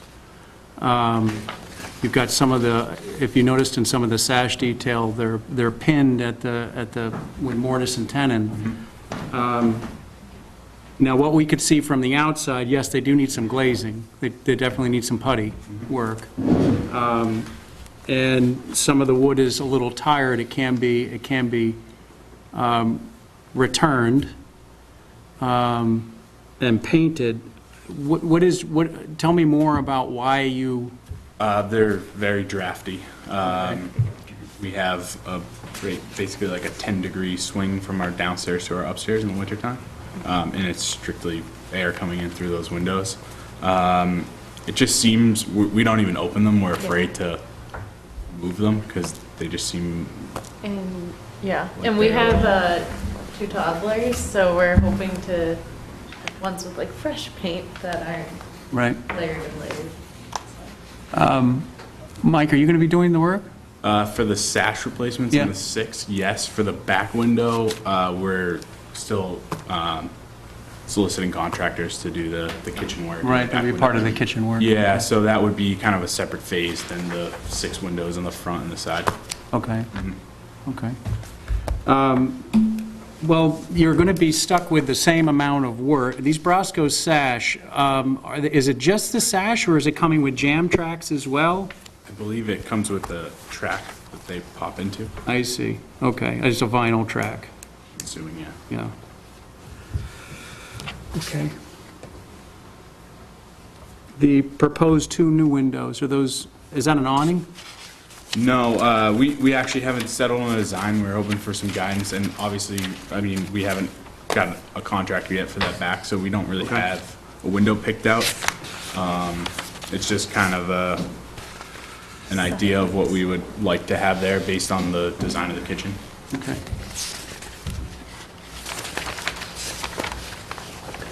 In regard to those windows, just looking at them, I think some of them were not as bad as others. I think the Okay. 2 in the front seem to be probably in the worst condition, Yeah. at least from the outside, than the ones on the side. Okay. The ones on the side seem to be more repairable. Okay.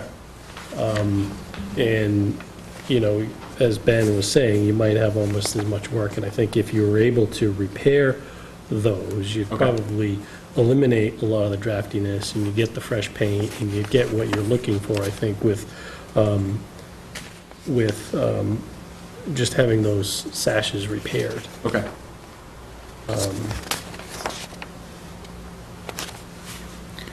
Ben, did you find the windows in the front were worse, beyond repair, or did you think they were restorable? So some of the sapwood had deteriorated to such an extent, but it could be built up again with some epoxy and then painted. They're salvageable. I didn't see any grills or mullions separating, or the check rail, or, you know, in some instances, we've seen the actual sash just twisting apart. I didn't see any of that. Are there storms on the front? Yeah. So it's still drafty with the storms? Yeah. The second floor windows, are those new? They are newer. Some of them Yeah. were fixed before we moved in. Yeah. But upstairs is a lot hotter Yeah. than downstairs, so Yeah. we're not as concerned. It looked like there were some new sashes on, whether it was, Might have been your neighbors. recall if it was yours or the neighbors, there were.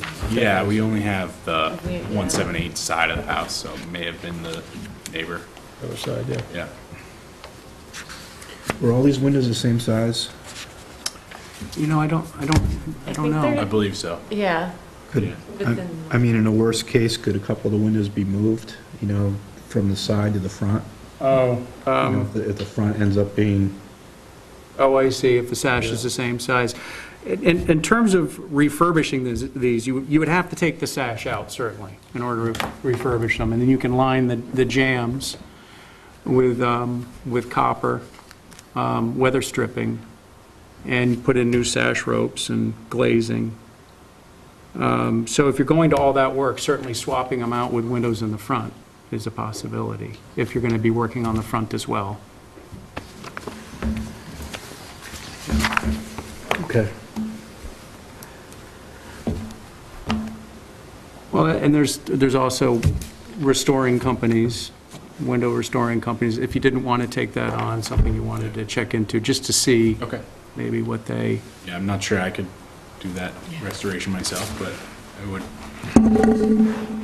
Something we could consider. right. They could change the sash ropes out for you. They weigh, the weights get weighed to make sure that they balanced with the sash correctly, so that they open and close nicely.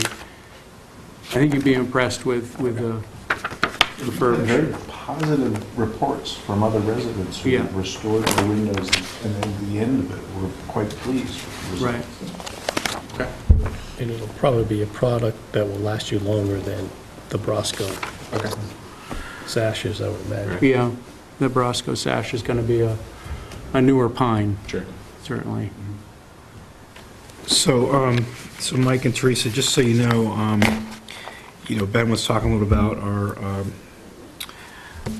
we'd like to point you in direction for restoration, if you could. A lot of this just comes from what we have in our own guidelines for how we operate in our bylaws, but we also adhere to the National Park Service Secretary of the Interior, and they have standards for rehabilitation, and this is the repair of historic windows, so maybe we can, get you a copy of this if you want, but they, they cite a call for respecting the significance of original materials and features, repairing and retaining them whenever possible, and when necessary, replacing them in kind. So we're just gonna follow what they're recommending here and have you look real hard at restoration, and then, in a worst case, then we go down the route that they're suggesting too, which is replacement. So we're just adhering to that. Okay. And following those guidelines. If I could just add something to the sort of the window towards the back. I mean, you can't, having been out there, you can't really see that, so I think, to me, I think there's some flexibility in terms of that window replacement. I think it sounds like, though, you're still considering exactly what it might be based on your kitchen. Yeah, it would be basically that same footprint that is in the picture, but the style and size we still have to work out with the designs. Yeah.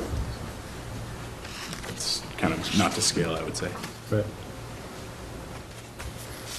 Yeah, I'll echo what Mike said. You know how long restoration takes? Like, you just live without windows for a little while? Well, here's the beauty. We really are entering spring and summer, believe it or not. I know. It doesn't seem that way. But the nice thing is the storms can stay while the sash gets removed. Okay. And these professional companies, they take the sash, they steam them, they get all that paint off, Okay. and they will even refinish them. They'll paint them in the shop. You choose the color. And it comes back and they line those tracks for the weather stripping and new sash ropes or chains. And the hardware, sometimes they'll even, if the hardware was replaced and it's not original, sometimes they'll have it from an old window and they can give you the period hardware as well.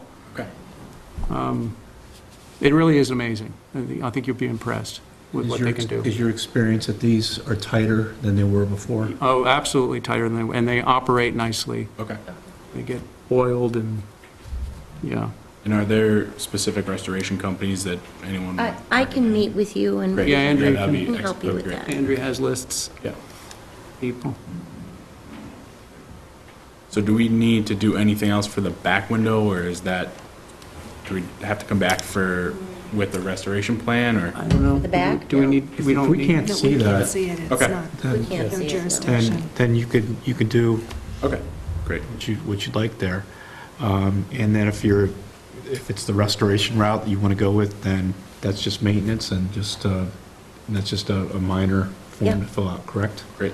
So, Bags might be a source of parts. yeah. So you would need to come in for a hearing. You would not. Okay, great. Thank you. All right. All right? Thanks. Hey, thank you. Thank you for your time. Good luck.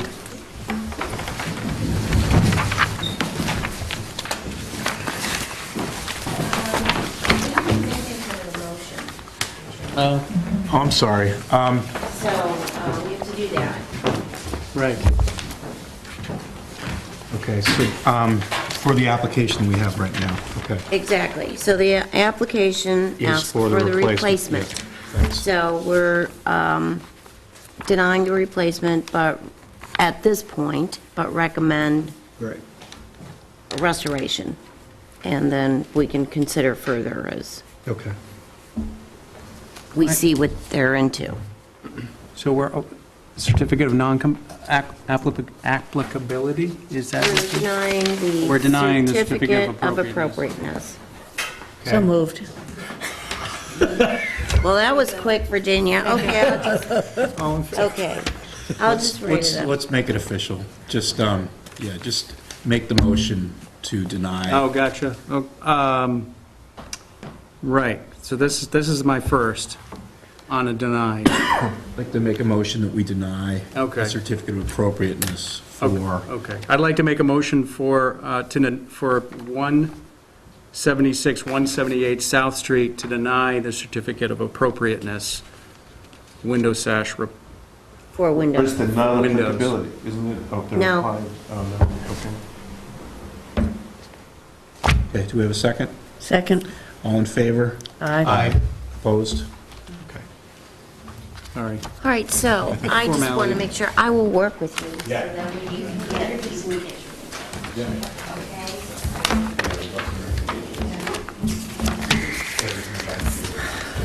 Yes, please. Hey, thanks for coming in, thanks for waiting. All right. Okay, is Bill, Bill's coming, but Okay. he's obviously late. He's so- outside. all right, if anybody would like to stand up, take a quick What? break? Bill's outside. Oh, Bill's outside. Oh, never mind then.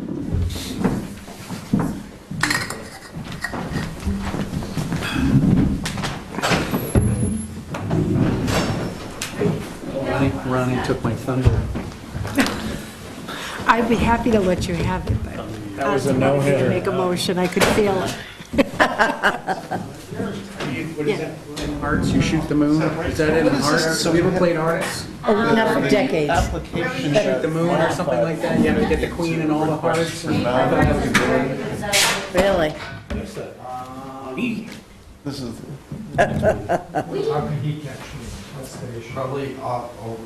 Oh, I think that's, Over toward the mic. So I think that's what the paperwork says. can get rid of this. is there, Yes. I think their request was for a certificate of non-applicability to right, for apparently- maintenance repair. For maintenance repair, and I think we denied a certificate of non-applicability. Well, rather if than- No, because I think No. that it became a certificate, you converted it We to converted it. a certificate of I think they appropriateness. picked up the wrong form, Yeah, Oh. okay. so. I don't know whether you can disconnect that. But you see my point. Can we disconnect Check off the this? wrong box. They checked off the wrong box. But I had the right thing happen. Yeah, yeah. That way we can get Very this. Yeah, I bet they're gonna be very pleased. Yeah. You get nicer windows out of that. Okay. I just wonder if it's, he was gonna do it himself, if it's a cost issue. I mean, that's what I think of when I'm here. Everything that comes right. before us here, everything that they do costs so much more. Yes. All the plans that have to be drawn all the time, everything is, But you know, sometimes a window that Okay, let me just came move out of the that spot that it goes into, try and put something new, and all of a sudden, in the long run, it might, well, it might even be a very similar cost, Yes, because we're live. All right. especially if you do the work yourself.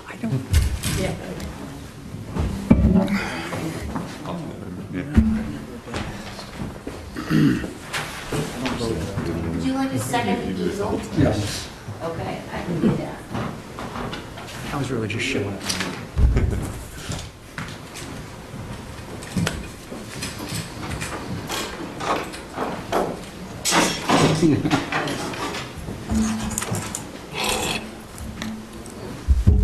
Where would you like this? The problem is him. What I'll do is, the problem's not me, the problem's the cameras. Well, the camera's there, right? Well, and up here. That's the only thing. And they got one there. right up here, one right here. Oh, one there. All right. That's the one that's gonna be shown on here. All right, well, that's fine. And then we can put that one right here.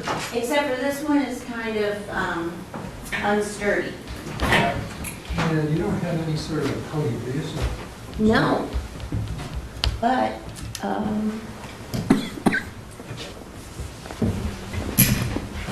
That little Yeah, if you AV want. cart over there. Bill, we might could be pull the helpful. cart over.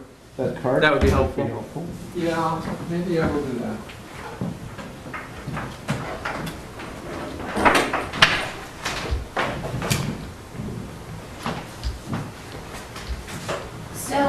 me just explain. This is an interesting color.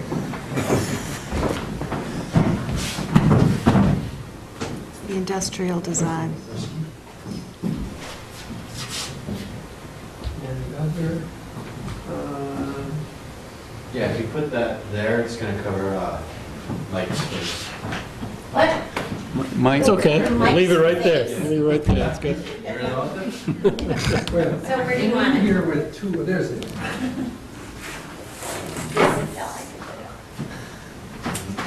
Now who are we covering up? All your faces, right over there. All right, so, Bad place.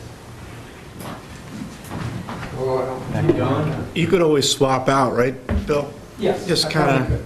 Yeah, let's do that. There's an opportunity to kind of flip back and forth between two All right. aspects of this. so, there we go. You're sure? That's sketchy. A little iffy. Yeah, and if Yeah. you'd like to, like, reposition on, like, the focus stand, you can do that. You could also just put it on a chair here, too. Chair idea. I'm liking the chair idea. You do have one that's, are we good now, Bill, or shall we? I'm good. Okay. I'll You just swap tell me it. when you want it.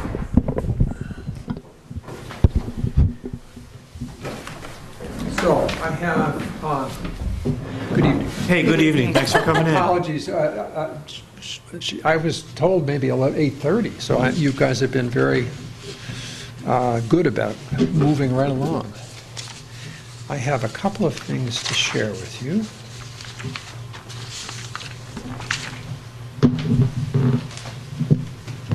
Bill, do you mind if I just explain the purpose of your visit here tonight?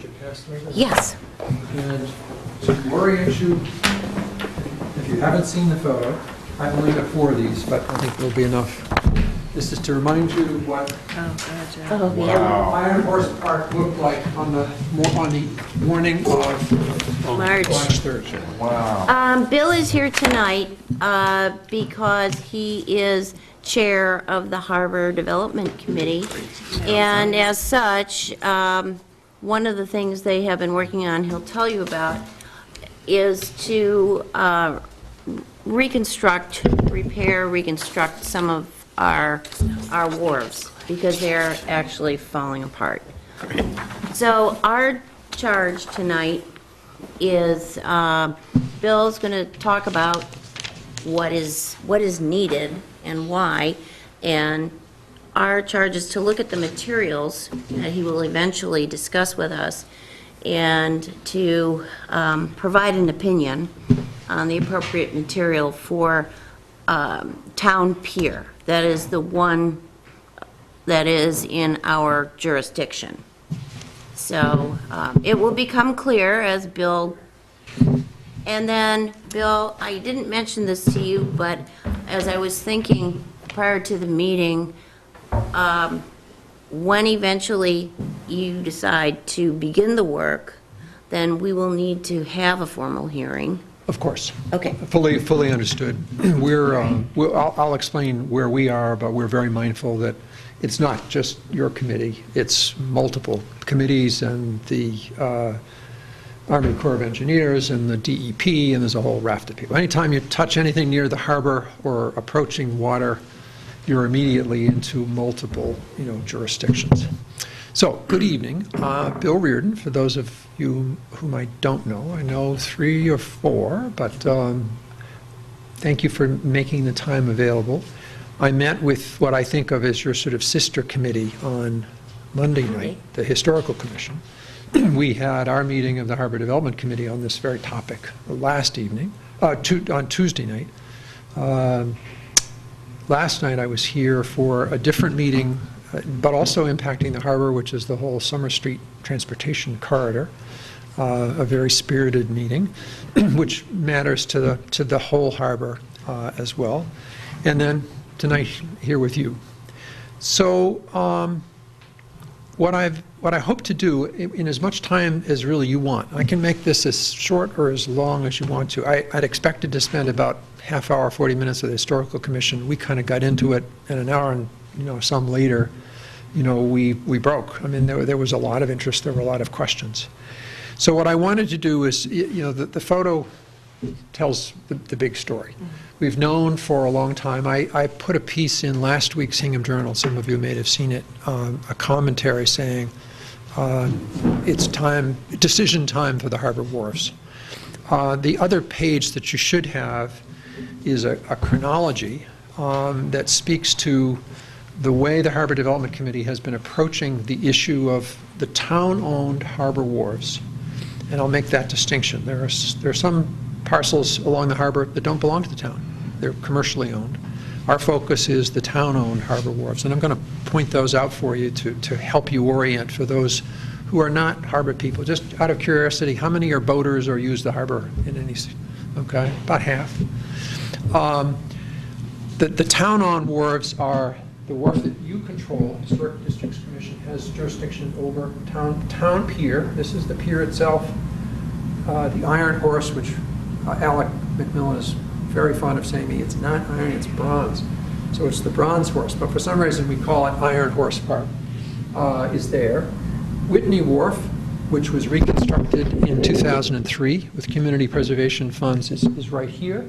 Not shown because this is an earlier picture of the new Whitney Wharf pedestrian bridge going from behind Red Eye Roasters over to Whitney Wharf.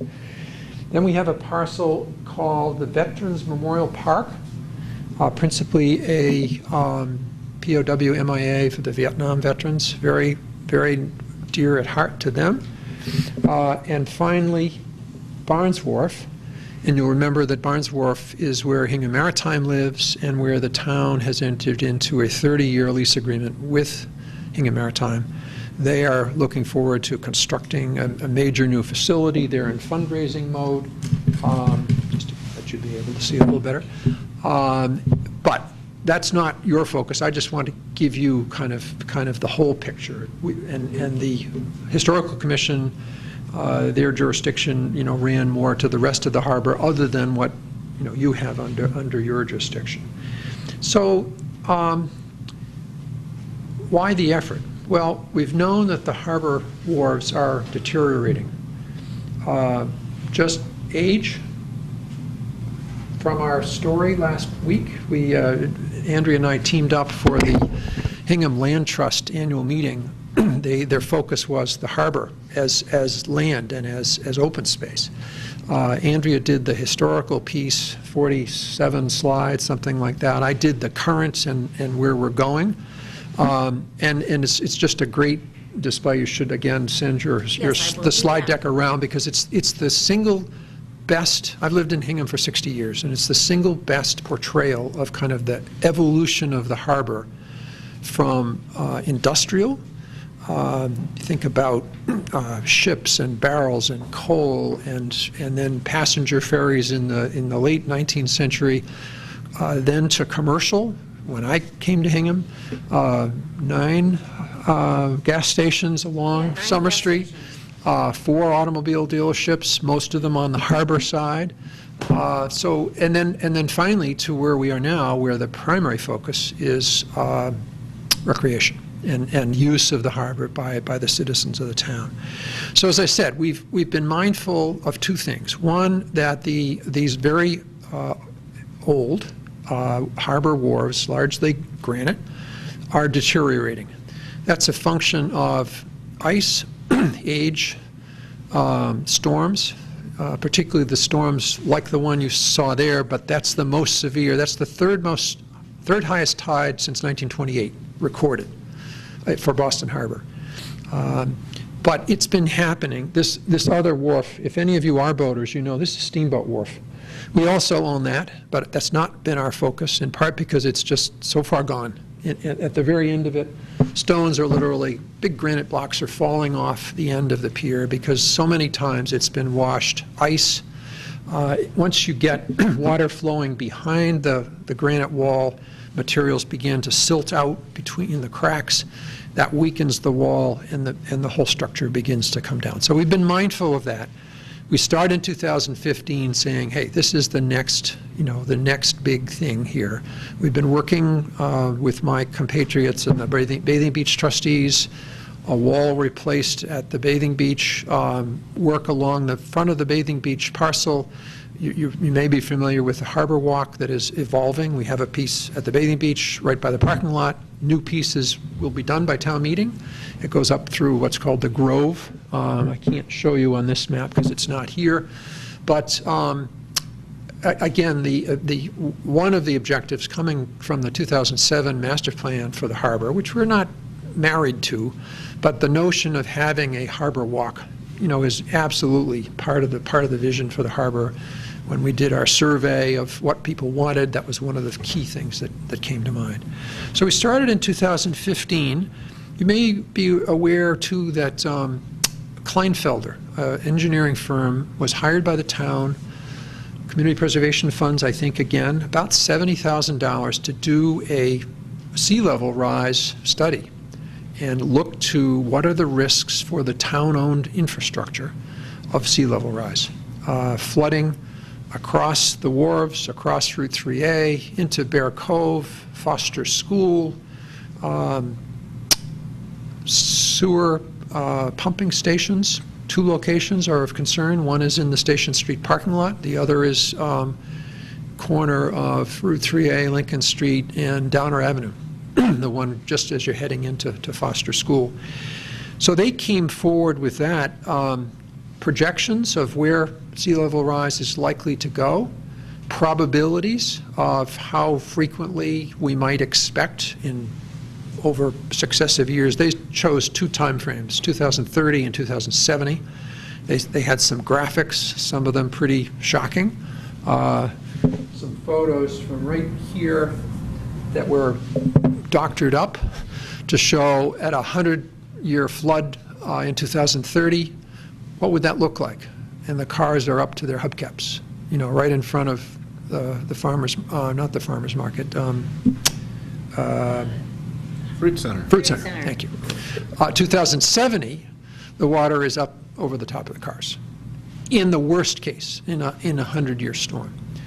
So that kind of caught a lot of people's attention. The thrust of their study was, look, how do we make sure in planning for capital matters over the next 50 years that we know where our vulnerabilities are, and probably in that time frame, things like those 2 pump stations, sewer pump stations, are likely to be replaced. Just the equipment's going to fail. And the thrust of their effort is to say, look, where are their vulnerabilities, and think about that as you build the next generation. And here we are. Foster School is very much in play. We've had one try with the state last year. There'll be another try. It turns out, I was shocked at this.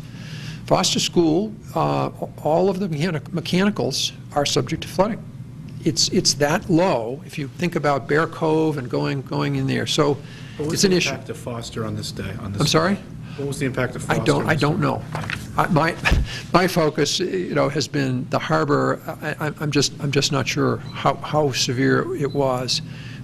Could have been, certainly up to probably covering the playing fields. I've never seen a higher tide than that since 1956 when I came to town. So in 2015, the town begins to agree and pay some attention.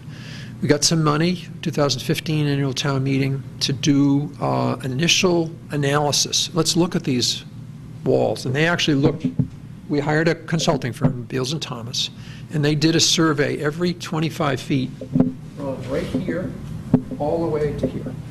So that we know, 25 feet at a time, what's the condition of the wall? Is it bowing out? Are stones coming apart? Is the chink, breaking up?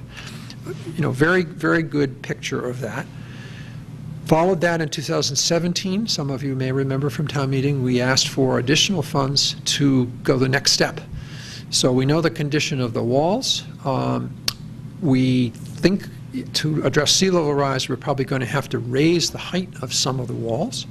So we asked for money to go ahead and do surveys of actually drilling down to see what's underneath the harbor wharves themselves, as well as test pits just off the outside of on the water side, So again, you have a sense of what's there. What are these walls being held up by now? Remember, these are built, in the 18th and maybe early 19th century, largely industrial, commercial use, but we don't know. I mean, we know that, Andrea knows, that our wonderful Iron Horse Park, the photos show 3 huge coal bins, coal silos, the Thompson's Coal Works, and that's what, I think we replaced the height of the silos with the height of the hill that the bronze horse is on top of. So that work has been proceeding over the last year and a half, and this fall we finally came to the point where our consultants said, okay, we know the conditions. Now we need, you want us to design some alternatives to address the failure on the one hand of the wharves and 2, sea level rise, but you got to tell us something. How much risk are you willing to take? So we go back to the risk metrics that are laid out in the Kleinfelder study that say, okay, in 2030, a 100-year storm is going to peak out at such and such a height. What's that going to do to our wharves? In 2070, how much is that going to affect? The other thing I should mention is they also worry about not only the tides are a function of tide, high tide, big moon, all of that, storm surge, and waves, all 3. And Kleinfelder tells us you really should worry about 4-foot waves on Hingham Harbor. I've never seen a 4-foot wave on Hingham Harbor. I've seen 3 or 3.5 because my boat sank during one of those. And I remember it well. But anyway, so they came to us and said, look, you have to give us some guidance. We can't tell you how we might design this without some sense of, well, how much risk are you willing to live with? And therefore, what target height do you want to aim for? So that led to a series of conversations, both within our own committee and then in front of the advisory committee, as well as the selectmen. And I just want to share with you a little bit of how we went about that. We knew about the issue of probability of, quote, exceedance, which just means flooding over the edge of the walls, and what the probability of that was. And at certain heights, we would be significantly lowering the probability that we'd have exceedance, we'd have flooding. What I asked Roger Fernandez, our town engineer, to do was go ahead and take the heights of every structure in the harbor so that we would begin to have a sense of, well, what are we dealing with? So to orient you a little bit, this is a little hard to read, and the folks at home will not be able to read this, but if they go to Tuesday night's meeting of our committee, that was televised, and there were slides that were better. But just for your benefit, the pier that you are responsible for is this one right here. These are heights that are based in something called NAVD, which is kind of an engineering ground zero. I'm going to be referring later to tidal heights, which are somewhat different, but I'll make the connection. So here's Town Pier 7.2. Other things that we were particularly aware of, here's Whitney Wharf, rebuilt in 2003 with CPC funds.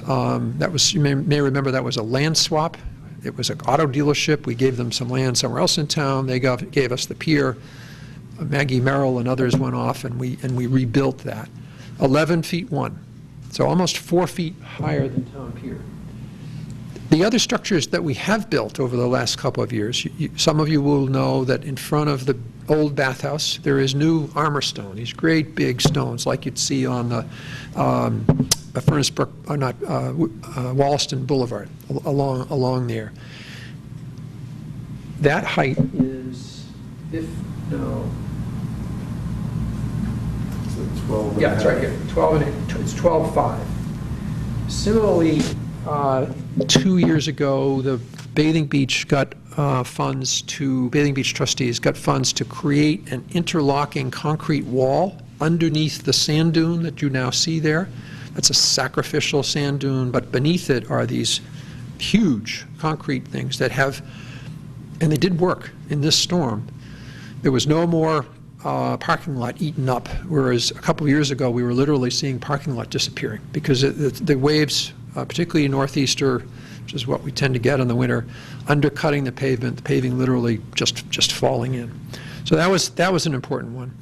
The 3 town-owned wharves that we're looking at, Town Pier, 7.2, Veterans Park, 7.2, the mobile station, 6 feet 8, and Barnes Wharf, 7.3.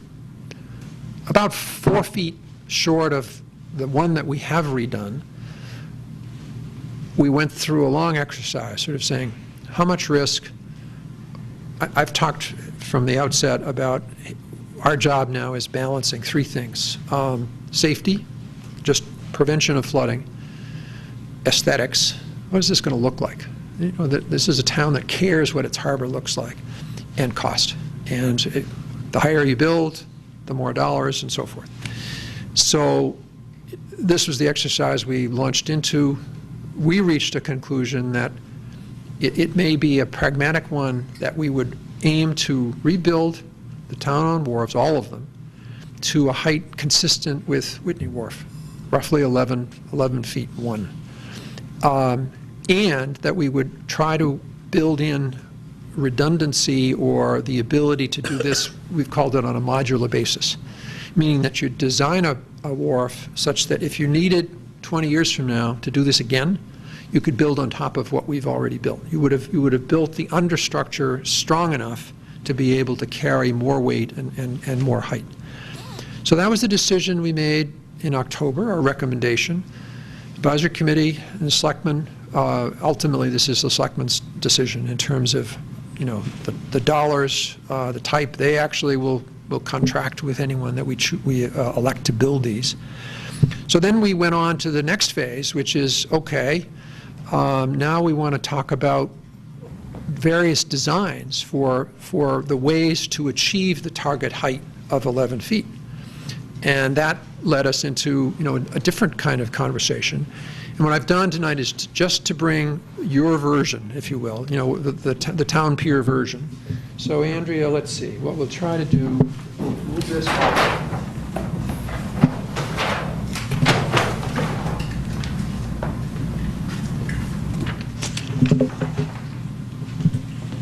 So this is Town Pier, and I'm going to show you 3 alternatives. We considered a 4th, and it's not here, and I'll tell you why.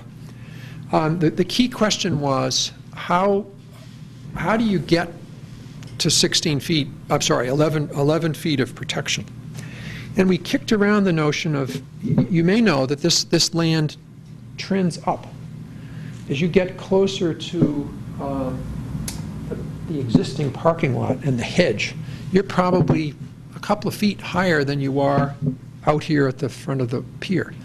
So one question was, well, maybe we can, because we were a little concerned about raising the outer wall because you begin to lose the view, or possibly. So we were exploring either ways of having sort of a 2-step process. One of those, which we rejected, I'll just share it with you. They came to us with a design that had one wall here, you know, the original wall, and then a second sort of wall with right here and right here. And our reaction was this just detracts from the sense of the slope going up to our statue, which is a wonderful statue, and we just didn't feel that made any sense.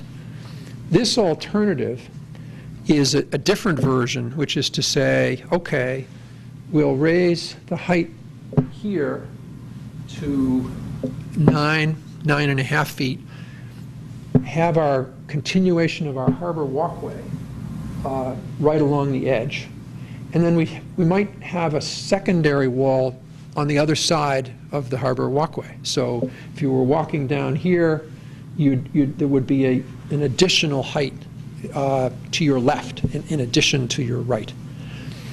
We've let me just point the other example out so you have the sense of the alternatives, and then I'll tell you where we landed. So this is a different version that says you get all the height right at the face. at the wall itself. You raise the height of the wall from its existing 7.3 to 11.1 or 2.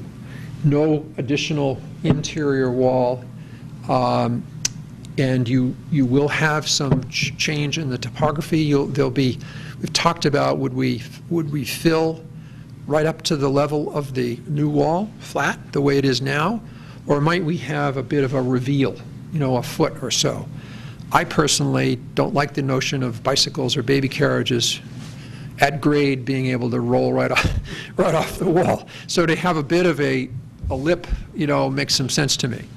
The other thing that we began to understand as we talked with our consultant and with our town engineer is, well, in order to do any of these works where you're replacing the wall, you're going to have to build a cofferdam.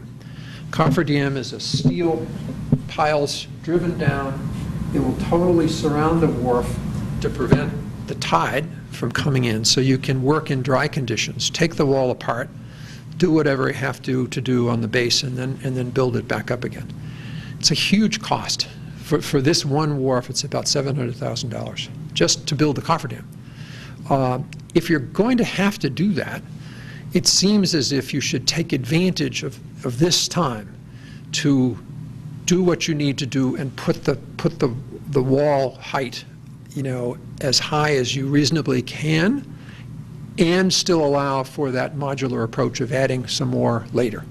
So that was for us, a real determinant. Partly was visual, our sense of what made sense for this location, but a lot of it was also cost. So there's something else I'm going to engage in later after I've finished, having to do with parking, that I really want your input on because of this parcel and its importance to the town. But for the moment, let's just keep going with the main story. So we've selected the height.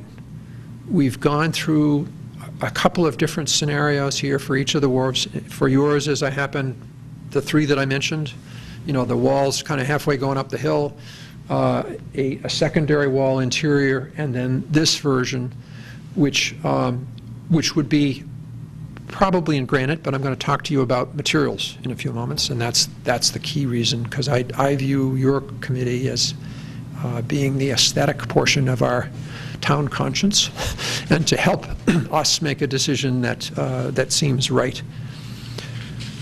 So what I want to do now is go back to the other, keep this in mind, that this seemed, from our committee's perspective, this seemed to be consensus going this way. It does mean that the topography changes. We will definitely have to raise the level of the earth, which means that the hill will be slightly less sloped. But as I've said to Andrea after our talk last week, when I think about the topographical changes that have occurred to this harbor over its real long tenure, this is a relatively modest change. By the way, the same approach is what we've looked at Barnes Wharf. And Barnes Wharf, too, will need to be, literally the land will need to be raised, the wall will need to be raised. Happily, we found out, because I happened to attend a meeting where Hingham Maritime was meeting with all the planning people from the town, and literally to get a building permit for the new boathouse that they're planning, they have to raise the land about 3.5 feet, which is just about where we've landed. So as it happens, their plans and our direction seem to be operating on the same page. So now what I want to talk to you about is, okay, so we know how high we want it to be. What's it going to look like? So we asked our consultant to walk us through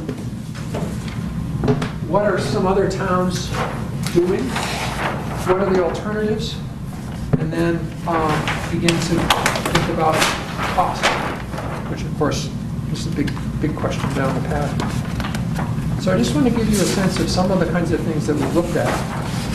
This is Fall River. Fall River has some old piers, like us, still Fall River, much more industrial town than Hingham. But they had granite piers, not dissimilar. The same kind of bulges and sags that ours do after these many years.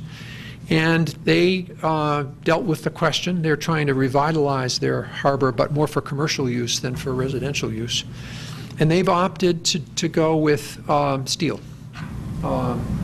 So this is... Cofferdam material well, there. it's similar. It is similar, but it's actually, this would be final. But what it looks like when we get done is something like this, where it's painted, rock up underneath it, a nice rail. Still, from my perspective, pretty industrial looking and feeling. But it's an alternative, and there's some cost differentials to consider here as well.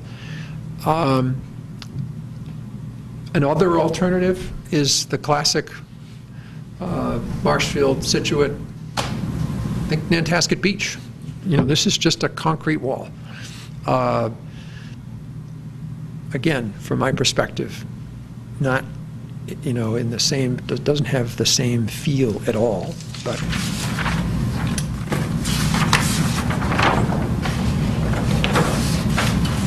Gloucester just did a major project, I think it's about a half mile of wall.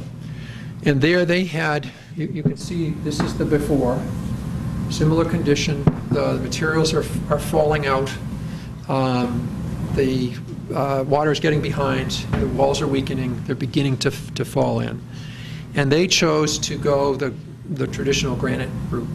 I understand they did some interesting things at the base, where they may have put a concrete slab foundation to create a very solid beginning, but you always have to think about life cycle and how long you expect these things to last. But this was a state grant. They got the money from the state of Massachusetts, $6 million. It's a big number for this large portion, but it gives you a sense. And finally, and this is our own example, this is so-called armor stone. This is what I referred to. This is the bathing beach in front of the grassy area that the bathing beach trustees refer to as the grove. There are trees, the bathhouse.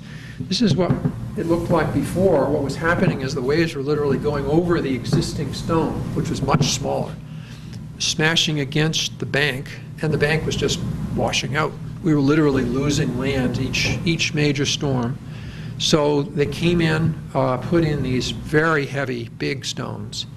We don't get the kind of pounding that Hull or Situate or Cohasset do. So for the kind of wave action that we get, these held up, you know, beautifully in this last storm. Better, for example, than you may have seen the work that the state has done along Route 3A between the end of the bathing beach and the lobster pound, where literally the sidewalk was undercut, and they ran there within 2 weeks. I asked Roger Fernandez, I said, how do they do that? How do they get the permits? He said, the state doesn't need to get permits. They can just do it. So these are the alternatives for different wharves that our committee has considered. Frankly, this approach is one that we've thought about for the Veterans Park and Mobile Station parcel. There's never really been a granite wall like Town Pier or like Barnes Wharf there. It would be sort of a continuation of what's there. We also don't see the other two wharves stick out, and as you come along the harbor, you see the granite. You see the corner.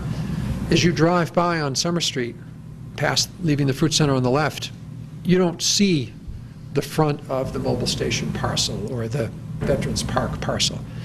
Similarly, if you're on the water side, I'm a rower. I row by in my shell, and there's a marina, and there are a lot of boats in that marina. So as you row by, you see the boats. You don't see the stonework behind, but that's in equally serious condition. Those are the alternatives.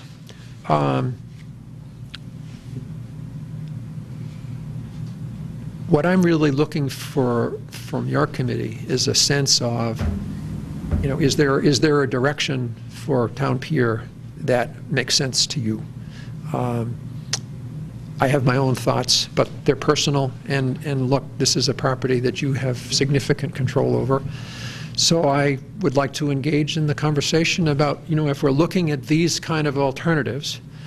I will share that the Historical Commission asked us questions like, well, what are the cost differences? And their conclusion, I think I can share it. Is that all right, Andrea? Yes. Which they, voted on, was that from their perspective, the direction that we were headed for the two wharves that they were worried about, Barnes on the one hand and Mobile Station and Veterans Park on the other. For Barnes, stone first, best and always, money not being an issue, which of course it will be. Next, something like armor stone, because at least it's a natural material. Steel, don't even think about it. It was that kind of a reaction, that it was too industrial. It was not consistent with the history of the harbor, with the appeal that we're trying to create. So that's where they landed. They were willing to vote on that, and they did, and therefore we will go forward in that case with an ability to say the Historical Commission seems to be on board for those two wharves. But your turn. Questions? Favor of granite for Barnes. Yes. And armor stone for Yes. Mobile Station and Veterans Park. Is armor stone just stone, or is Yes. it some kind of man-made material? No, it is. These are just rocks. Big rocks. Very big rocks. If you go along Wollaston Boulevard, you'll see these. Cashman did that work a number of years ago. Some damage to it in the storm. It was so powerful. Wollaston Beach has a fetch going all the way out to Boston Lake, so it's 3 or 4 miles rolling in there. And they closed Wollaston Boulevard because it literally went right over the top. Question. Yes. In terms of longevity and durability, how do these options rank? It's very interesting. So I have the key slide that we all were looking at. Because what Roger Fernandez does, from my perspective, and he's not here, so I can toot his horn, he does a great job for the town in terms of having us have a discipline and a process. And he's very much a believer when you're dealing in a capital project that you should design the project for the life expectancy that you want to have. This has been particularly true of road reconstruction. The town over the last 3, 4, 5 years has gone into a real designated, he knows what roads he wants to repair 4 years from now. And some of those roads he's doing a soft, cover because he knows he's going to have to really reconstruct it 3 or 4 years from now. Similar kind of thing here. They went out, the engineering department went out and said, okay, of these 4 different things, what's the expected life? And this wasn't just their perspective. They talked to their engineering standards for this kind of stuff. Average expected life for a granite replacement pier, 85 years. For revetment stonework, 55 to 60 years. For concrete, like the Marshfield version, 45 years. For armor stone, again, I said about 60. And the steel, interestingly, only 30 years. It rusts out. We've seen that even in Boston. Some of the things that were done in my working lifetime when I was in Boston, they're having now to redo. So what he's allowed us to do then is to say, okay, here's the cost now, but if we expect that to last for 85 years, what's the cost on an annual basis? And then you can make comparisons across the different alternatives. So obviously the granite, and we've seen this, I mean, our granite wharves are over 100 years. They're not in great shape, but for 85 years they certainly held up well. Is that responsive? Yeah, so the life expectancy also correlates to the cost, right? Yes. So the steel's the cheapest, granite's probably most expensive. What did you come out with cost per year for granite? We're in an interesting position. I spoke with the Paul Healy, who's the liaison to Harbor Development, last evening at a different meeting, as well as to the town administrator. We haven't met with the selectmen yet, so we have not rolled out where we've landed and what our recommendation will be. And we're 2.5 weeks from town meeting. So I've been thinking through, and my sense is that given everything else that's on the plate for town meeting, to try to make something happen between now and town meeting is just not, this is a long process. We've been at it for 3.5 years. And before this is actually built, it'll probably take us 2 or 3 or 4 more. It's worth it to take our time. It turns out that granite on a per year basis is cheaper, given the life cycle. Not dramatically, but it's less expensive. Whereas you might say, oh, well, concrete or steel, much less cost, but not when you think about how long you expect it will last. But it's the upfront. Sorry? It's the upfront outlay that kind of gets you. Yes. Because, the next step in all of this is, and let's fast forward to town meeting this year. There are 3 warrant articles that relate to the harbor this year. One is a very simple one that we committed as part of the lease agreement with Hingham Maritime to get sewerage onto Barnes Wharf. It's there in the middle of the rotary, and it's going to be, there's an article that would carry sewerage onto Barnes Wharf so they could have their own facilities there.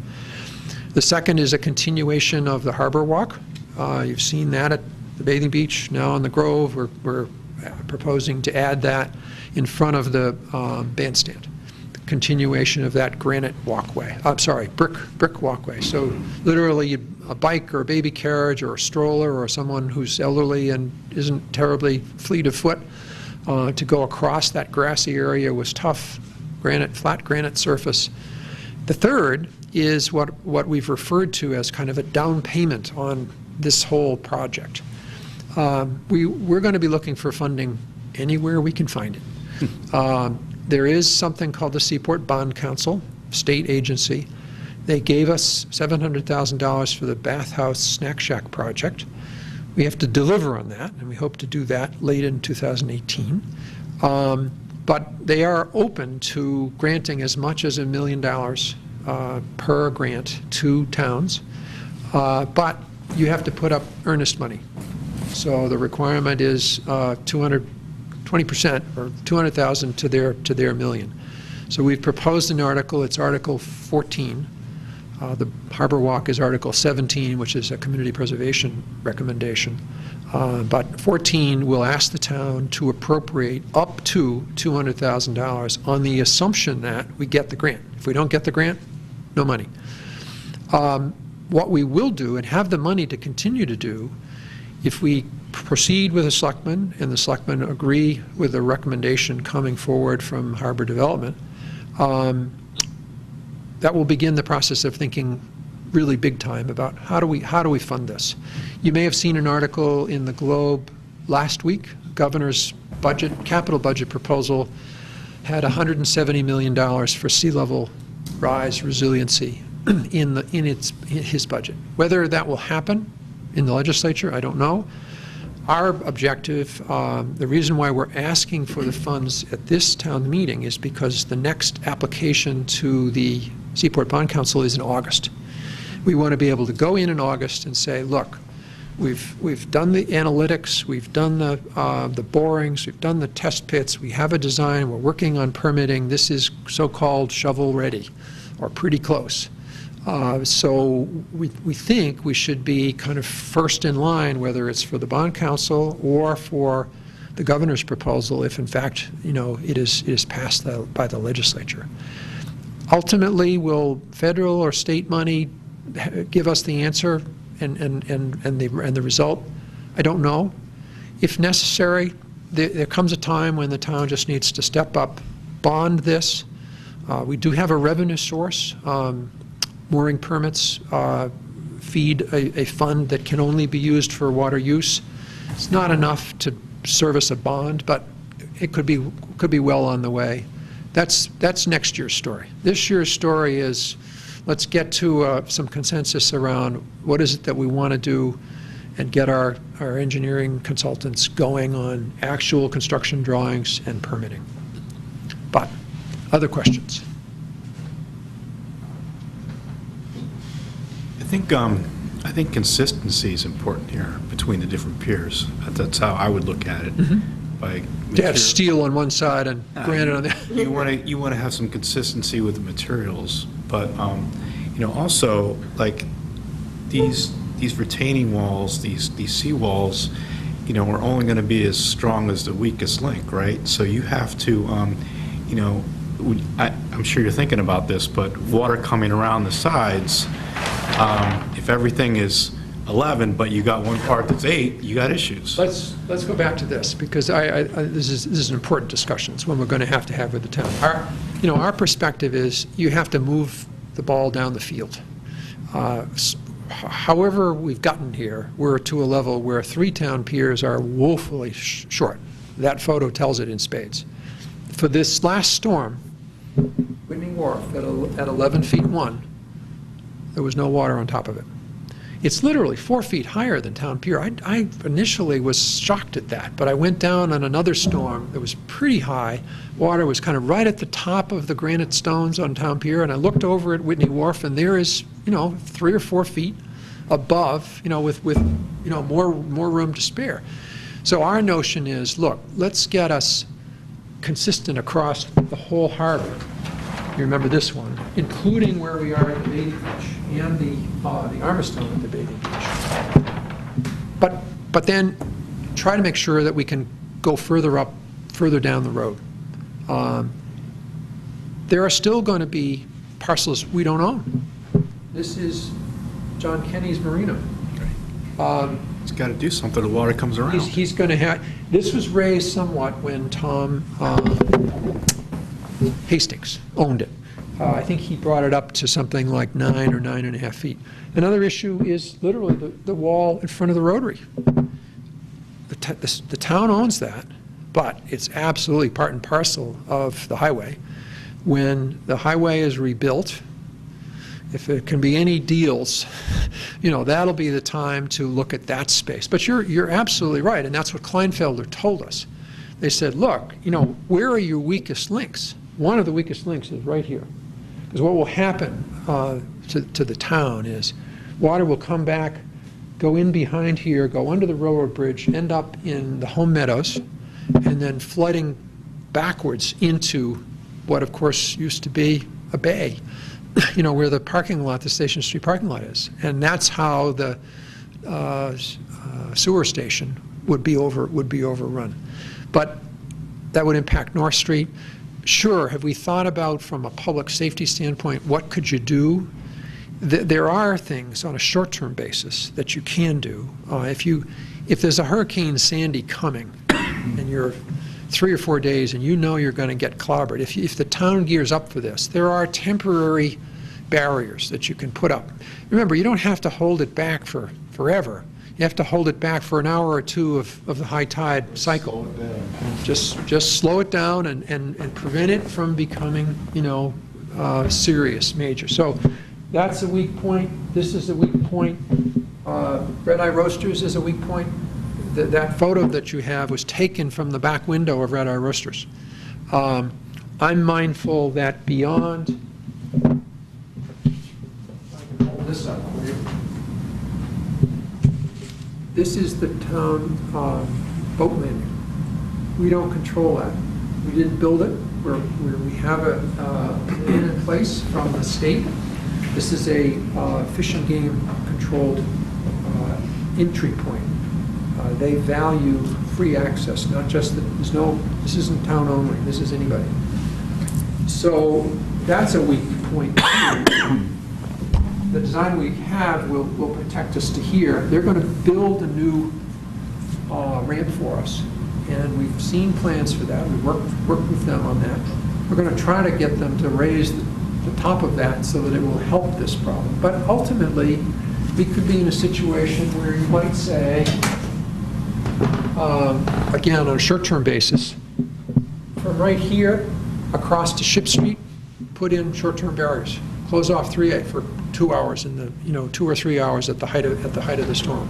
prevent the water from coming down onto North Street and major damage to many businesses and homes.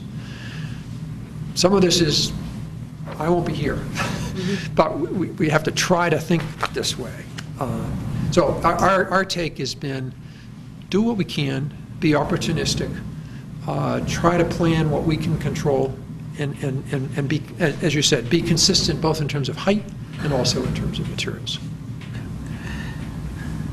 So from us tonight, what would you like to hear voice our opinions on? Materials, design? Materials mostly. Okay. Let's stop for a second. Remember I told you there was something I wanted to engage you in later, and I'm gonna go there for a few minutes because I really value your perspective. Let's see if I can do this. Let's see if I can do like this.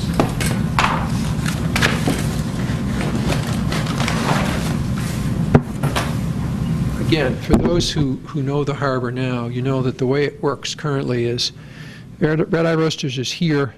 Parking, you go down here, and there's angled parking to this side. This isn't really supposed to be there. There was a small fence. During construction of the pedestrian walkway, the construction vehicles were using that. And last summer, people were parking there. From my perspective, it is encroaching on the park. I want that to be grass and restore as much of the park for personal use as possible. That same thought caused one of our members to say, well, what if you took this parking off of here and instead put it here, and thereby kept the face of the wharf, the rectangle, to be all park and less, fewer cars. Harbor Master says he would always have to have some ability to drive across something to get a vehicle, emergency vehicle, to Pear. Let's say there was a boating accident and he's got to get an ambulance, right to here because somebody's in extremis. But we don't have to have the parking here. We do need to keep, parking is a real problem at the harbor front. Nick Bond actually is paying annually a fee in order to have some of this parking be used by his marina people. That's another revenue source for the town. But this other one is beginning to show you one other plan that we're thinking about. No, I'm sorry, it doesn't.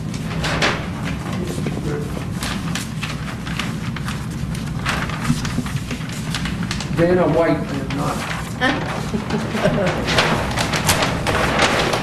Here we go. So here's one model that says, well, no more parking here, but do parking, still leave the hedge, park inside here. Another version of this keeps the hedge but moves it further in and has two angled parking things, where the parking would be here. There would be a separation of a hedge or something, but the entire rectangle then would be park. I'm intrigued. I mean, one of our members asked, effectively, what would happen if you flipped this? And that's what the consultants have tried to do to sort of show us different versions of that. And the ambulance would drive along the grass. The ambulance could do that. I look at this and I don't like it because now you've got two parks. You've got this little thing here, and you've got this. And this, yes, you've got the walkway here, but I want to preserve as much of this, grass as I can while addressing the parking issue that we have to. So I'd be interested in, but understand, this is not tonight's decision. This is a land-based thing. This is when we come before you formally to say, we want your involvement and acceptance of a project that's actually going to be, construction. We've got money in hand. We're going to roll. But I'm just curious whether you have a similar reaction to me. Would you rather have parking here and less? Imagine now a nice brick walkway here, and so that this whole parcel becomes a real park, or would you rather have parking here but infringe on the park itself as little as possible? That would be my, but again, does not need to be tonight's decision. I'll go back to answer your question, Hans, in just a minute in terms of what I would like to get out of the meeting. But I'd be interested in your take on this. It's always been difficult, because you can only get out one way.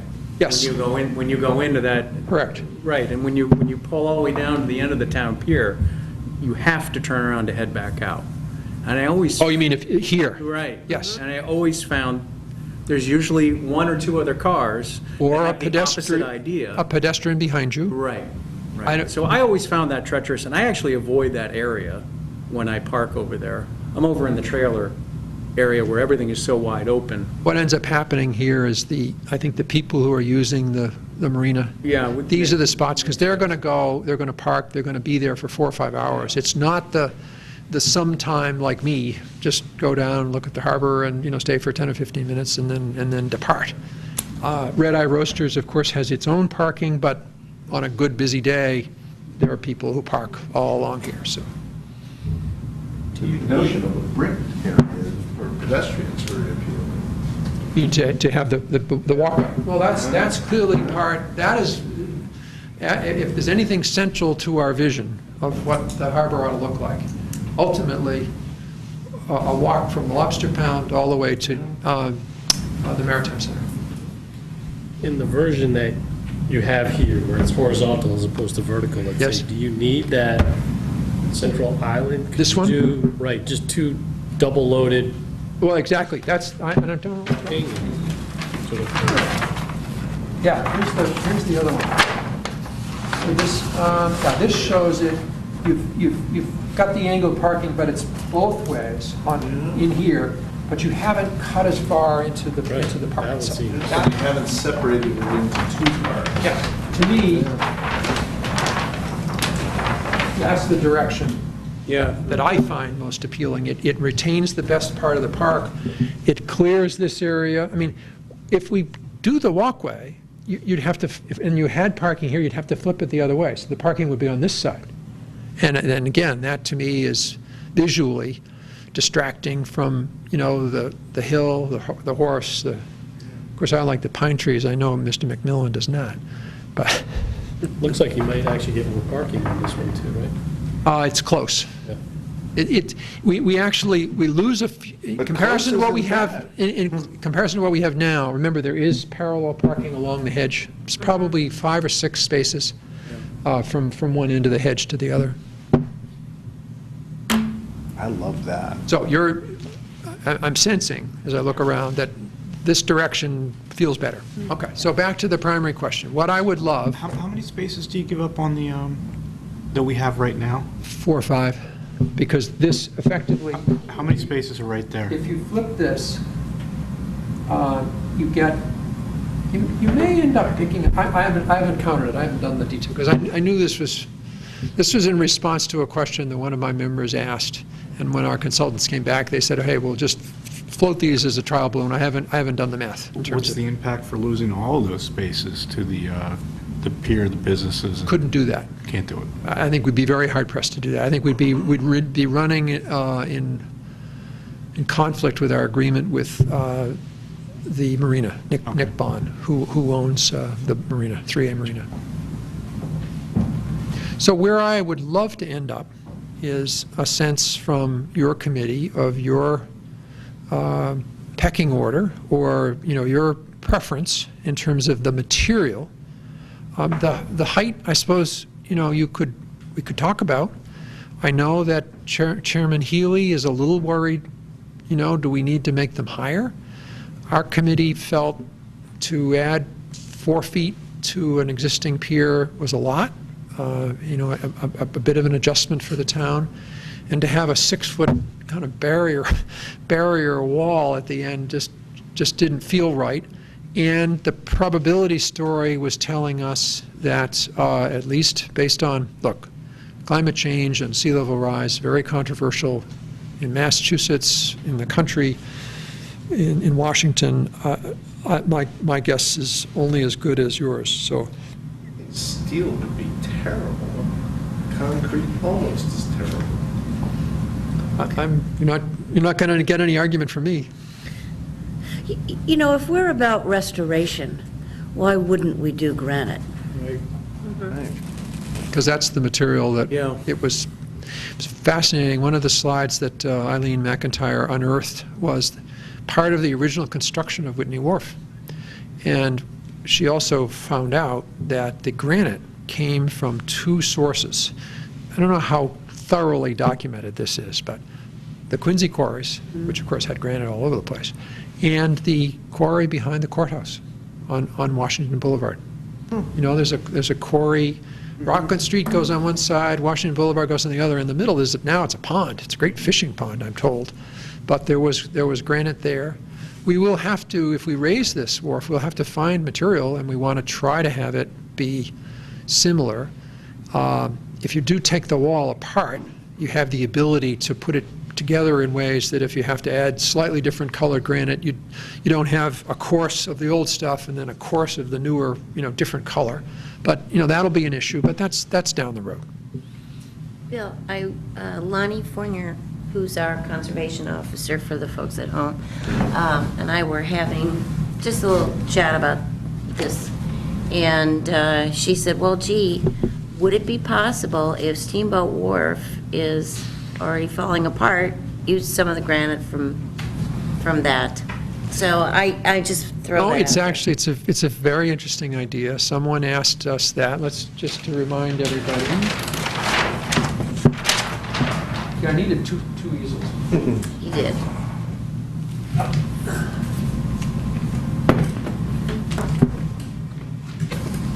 Steamboat Wharf is this one.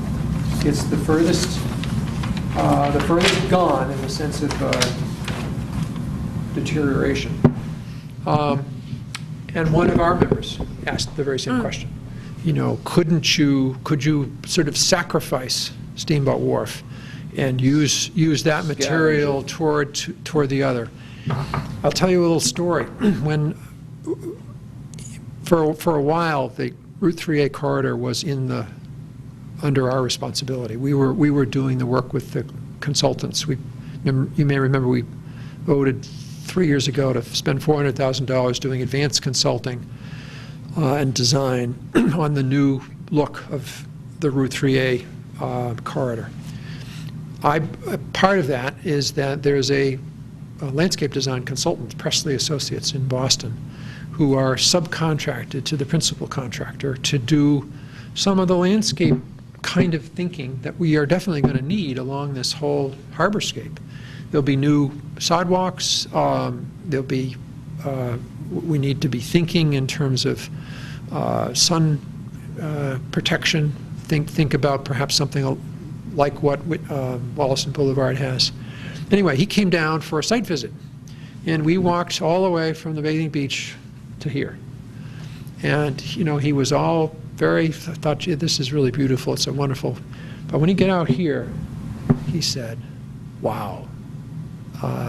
The views from here, as you look over toward World's End, the only people who really use this are fishermen. I occasionally... It's beautiful. I have to be careful because if I row by, if I'm not careful, I'll snag their lines. I have to give them enough room. My sense, having grown up, I live about here, and I grew up, swimming off this pier or whatever. It's part of the history, too.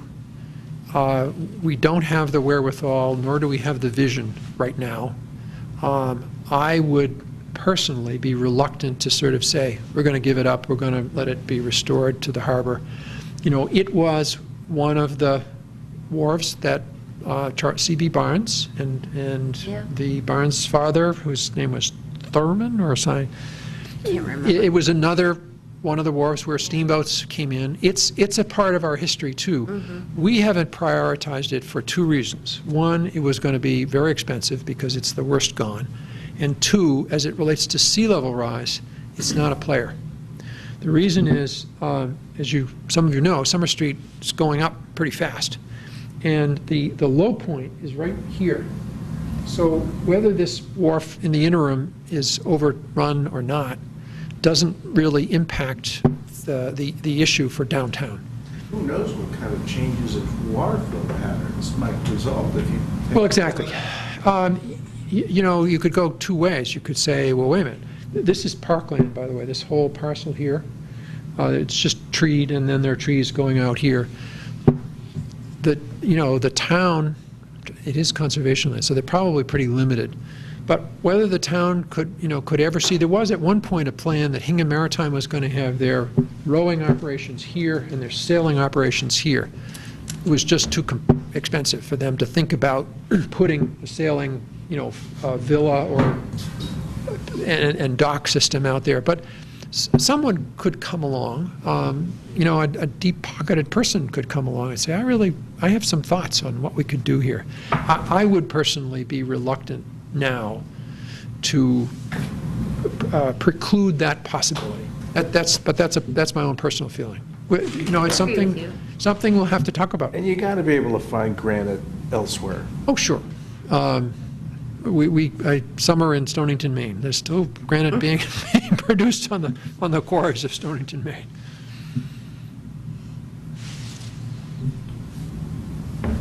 Anything else?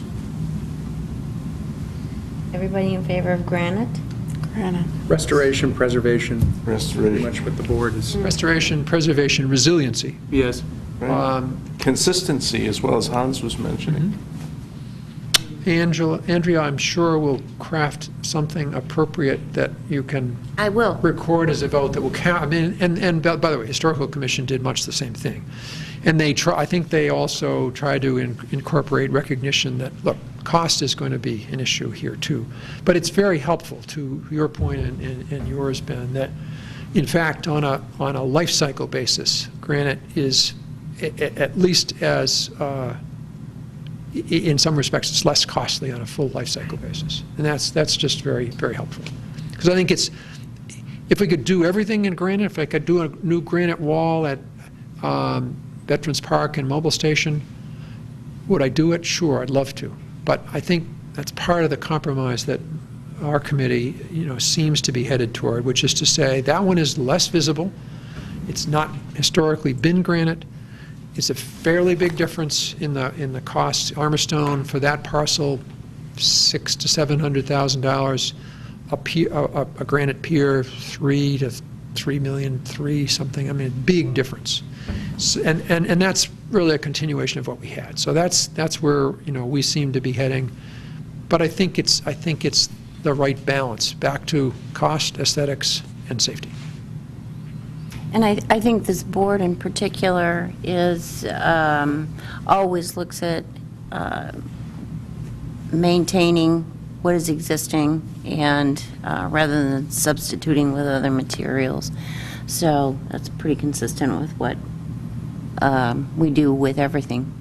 I'll mention, since I don't come before you on a regular basis, that part of the rest of our thinking is, as we, with funding, you have to be opportunistic in my business, in this business, but with funding and over time, we hope to add historical references along the harbor. I mean, there's an enormous amount of history as witnessed by these 47 slides that Eileen has pulled together. Think about the shipyard and some really, I think, some really good work in terms of giving people who use the shipyard now a sense of, well, what was this? And the plaques and various things on the sides of buildings, it may not be as grandiose as that, but I see a place for one of the things that the Bathing Beach trustees have promised is that the public room that will be in that will have some historical component material, so people can look at some of these incredible slides that give you a sense of what the harbor was. I was thinking the one we should have, Andrea, is the photo that shows. I don't quite have enough space, but there's a photo of New Otis Street in 1913, and where the boat launching parking lot is, and where the bandstand is, and where the Bathing Beach parking lot is water, all of it, basically from here on. The first land you see is the rise, which is the quote the grove of the Bathing Beach parking lot, of the Bathing Beach land, and there was a home on there and that was the home and its barn, which became the first bathhouse, was given to the town by the owner of the home. But that land was all filled land. We could not do that today. No question. So again, back to topography that we dealt with, and we'd be changing some topography here, but nowhere near as dramatic. So thank you very much for your attention. Thank you, Bill. Time. Appreciate Great it. work. Thank you for coming in. Thanks for all that you do. Happy to do it. And I'm amazed. I assumed you'd be hard at it till all hours, given you had 6 different projects. Yes. This poor guy.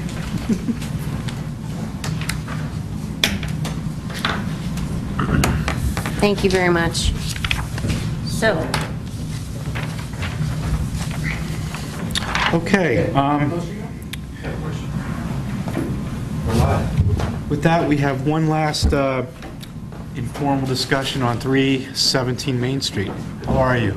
Very well, how you guys doing? Thanks for sticking around. No sweat, thank you for hearing me. So mine's straightforward and I'll hustle through it, just, I know the hour's late, I'm sure you guys. Thank you. no, we're diehards, okay?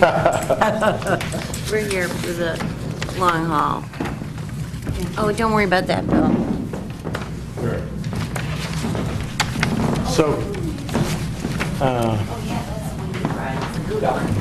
just diving in. So very simply, 317 Main Street's a home I'm going to be purchasing at the end of the month, and we'll be looking to just refurbish, remodel.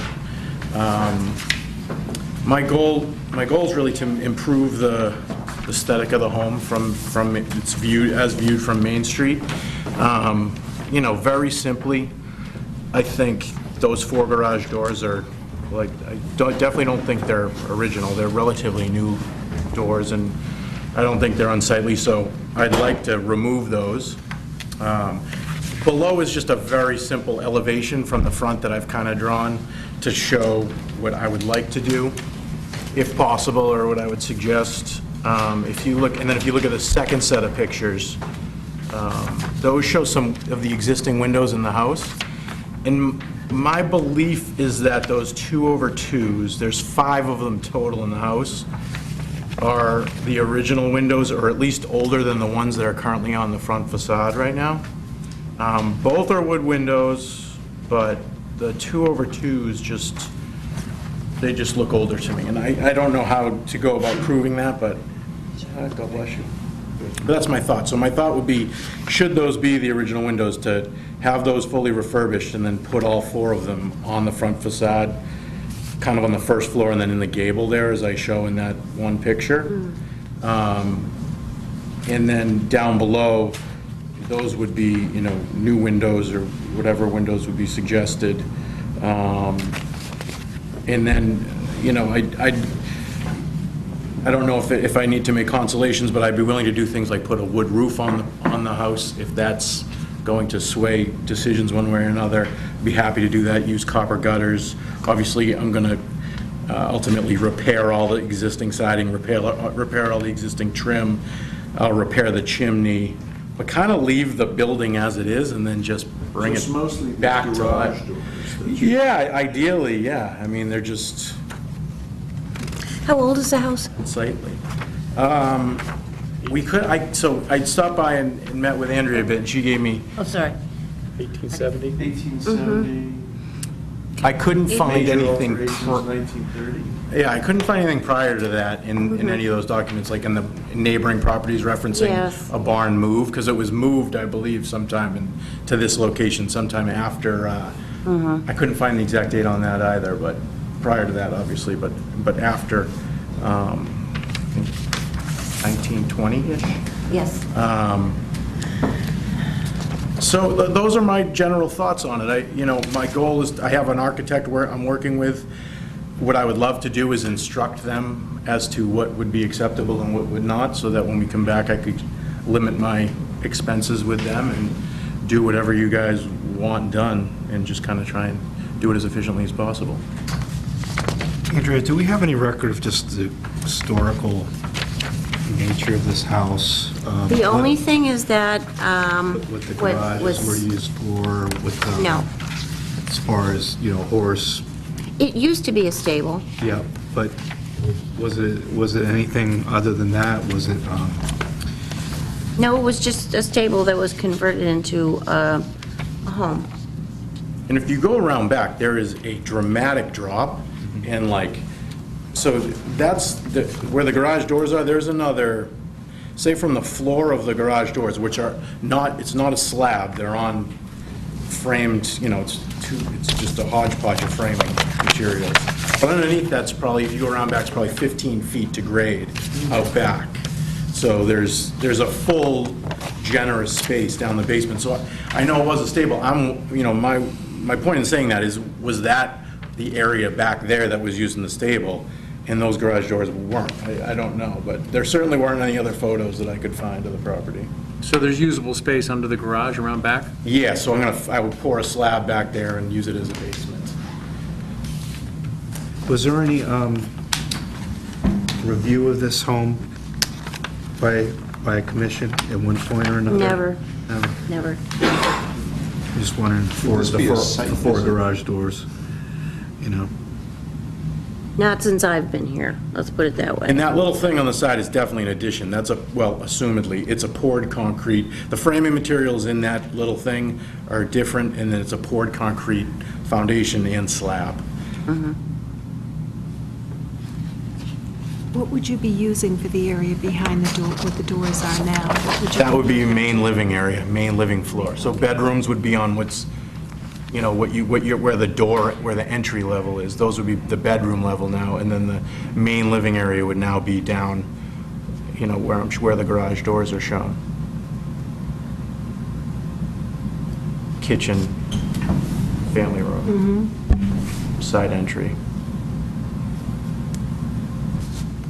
Did you consider, looking at the Form B, trying to understand the evolution of this barn and whether the entrance of the carriage stable was behind or in the front, but if in fact it was originally like this, if there's a way, any other photos within the town archives about this, if there's a way to incorporate some other type of windows or doors into that area. Yeah, I would be... Keep the large Yeah. opening. If you but it's guys still would prefer living that, space. certainly. I could build some carriage doors and just affix them to that space. They wouldn't operate. They could be painted a different color. And, and then I could just stick windows in those if you wanted, absolutely. I apologize for I just made the assumption that those weren't original but maybe that is how it originally looked. And I'd be happy to do that. I'd have no preference there, if that was the... That may add some interest as well. Of course, some historic photos would be nice, anything in the archives. I'll see what I can find. Okay. Okay? Yeah. Because that might inform us a little bit better. Yeah, at least it's something to consider. You have a fairly tall wall there, too, so that doing something in carriage doors may be actually very attractive and in keeping then with... That would be fine with me. And what about the fourth? Would that be allowed to be, would you want to keep that as well? That little addition area? Yes. I think that would be a site visit, but it looks like less important for this member. Yeah, I would concur. What would you propose for that area? Same, just continuation of living space? That would be a entry mudroom kind of thing, maybe a powder room in there or something. Where would your parking area be if you eliminated those doors? Well, that's the drawback of the property. It's a challenging property without question. It's extremely, I got an extremely good value, which is the reason we're going there. I have no idea. Probably going to pave that area down there. I haven't really... It's already paved, right? No, it's all gravelly and... Yeah. But in this picture, it looks like there's half decent space, but... There is, but the way you're in and out of it too, so I'm also going to try to see if I can get a curb cut off of Main Street, which I don't have an elevation, like an overhead of the property. if you see where the front door is, there would be the ability to kind of park up there, you know, and come off of, like, almost right next to the Jack Conway right there. You could get 2 cars up there, and it'd be way safer in and out, because right now what happens is you come in and out right where, you know, where there's a Oh, it's a huge 3-family U intersection. driveway. Yeah. Then there's the 4-way stop, which is, or the 2-way stop, which is already a nightmare, you know, coming across Yeah. from Middle Street over. So you kind of get crushed into that whole, you know, thing there. So it would be awesome to move that down. I called the DPW. I don't, do you guys have jurisdiction over that as well? A curb cut? We have heard curb cuts before. Okay, so I would propose it to them, and then it would come here if necessary. But that's my goal there, and then I would maintain that space as is. I would decorate it, you know, plantings and things like that, and make it more approachable down there, because right now it's really rough when you pull down there, but I think I'd just leave that like it is. Leave that wall, that retaining wall like it is, and everything, and just, you know, repoint it. It's kind of falling apart. Andrea, I think the previous owner did some work on a picket fence in front of this house a couple years ago. Not a previous owner, was a renter? A renter? A tenant, A yes. tenant, okay. And, you know, I recall that he had some history. I don't know what he had, but he was talking about how the house was being used years ago. I just remember. I don't, maybe he had some information. I know Galen Hersey's own it now, it's who I'm buying it from. Okay. And I asked them for, you know, if he had any further historical information, and he didn't. And he didn't. So let me see what I Yeah. can find. So, you know, I think the board would probably come out and visit and take a look at this before, you know, in order to do some background work here and formulate our decision. I think, you know, kind of understanding what's in there and how it's being used now would probably be helpful too, and, you know, help us, you know, get to some type of conclusion on this for Okay. you. You know, I don't want to discourage you from purchasing the house or anything like that. Yeah, no, I'm gonna buy the house regardless, so Yeah, okay. absolutely. All right. That's, you know, I mean, it sounds like you guys would be leaning more towards the idea of maintaining those doors. But if we could get some idea of when they were put on, if this was like an 80s type of situation, and you know, we're about restoration and preservation. If we're preserving something that's, you know, was basically right, but that's why I was trying to get at the use Right. of this and what was involved with this building. If there was something other than a stable at some point for the town, Yeah. you know, I'm just not sure. So. But Yeah, if the historical archives actually show windows there, and those openings were made to doors for the stable. yeah. Yeah. So what information can we give you tonight that would help you? And what is your time frame for No, things? yeah, so as always, time is of the essence. I appreciate the feedback. I think what I'm going to go ahead and do is just apply for permits to do things like repair the garage, do some repair work to the rear of the house, do a new repair work to the roof and the trim, and just, again, leaving it all as is, just repairing it all. And then that will get me started, and then if I could get on the docket at the next meeting to, if you guys can, by that time, formalize your opinions, that'd be great, and then I'll present a larger scale permit that would entail whatever is allowed on the front facade. That would be fine. But we would certainly like to help you with this process, and if you want to make this a livable area under, you know, downstairs, we'd like to, you know, help you get to that. Oh, I get to that appreciate it. point. Yeah.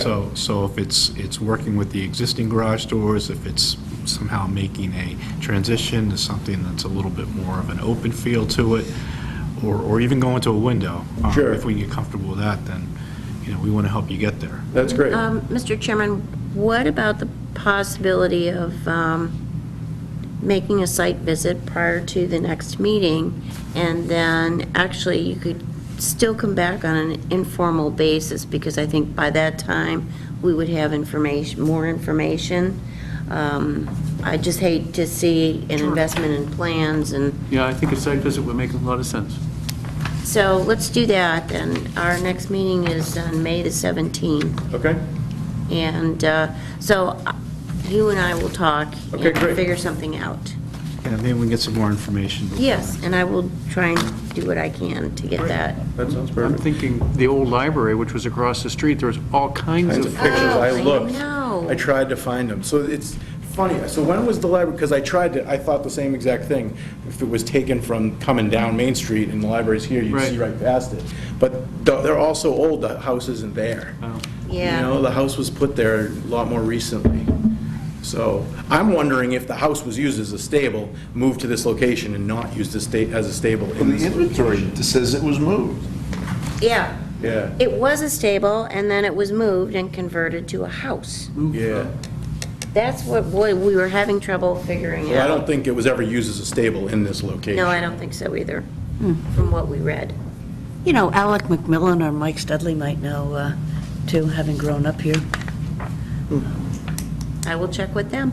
In the meantime, is it okay for me to go ahead and apply for the roofing and the Oh, repair work sure. and everything? All Sure. the maintenance and repair work doesn't It's just require a hearing. administrative? Okay. Yep. Awesome. Yeah, so That's great. you can just fill out Okay, perfect. forms for me, and then That your sounds great. permit for the building department, and Yeah, thank you very much. And just, let me, you guys can go over there anytime, it's unoccupied, so whoever wants to can pop over whenever. We'll set up a Saturday morning. Saturday morning site visit, so Or- that you can awesome. be there, and it would be great. All right, wonderful. All right, guys, thanks for your time. Thanks for Thank sticking you. around. Take care. Thank you for waiting. Andrew, any other business that we need to take care of before Well, yes, there is one thing that, we adjourn? we can do that. Want to adjourn now? Yeah. Okay. All right, I'd like to conclude the Historic Districts Commission meeting for this evening. Do I have a second? Second. All in favor? Aye. It is, Opposed? what time? Okay, thank you. 10 minutes to 10. So.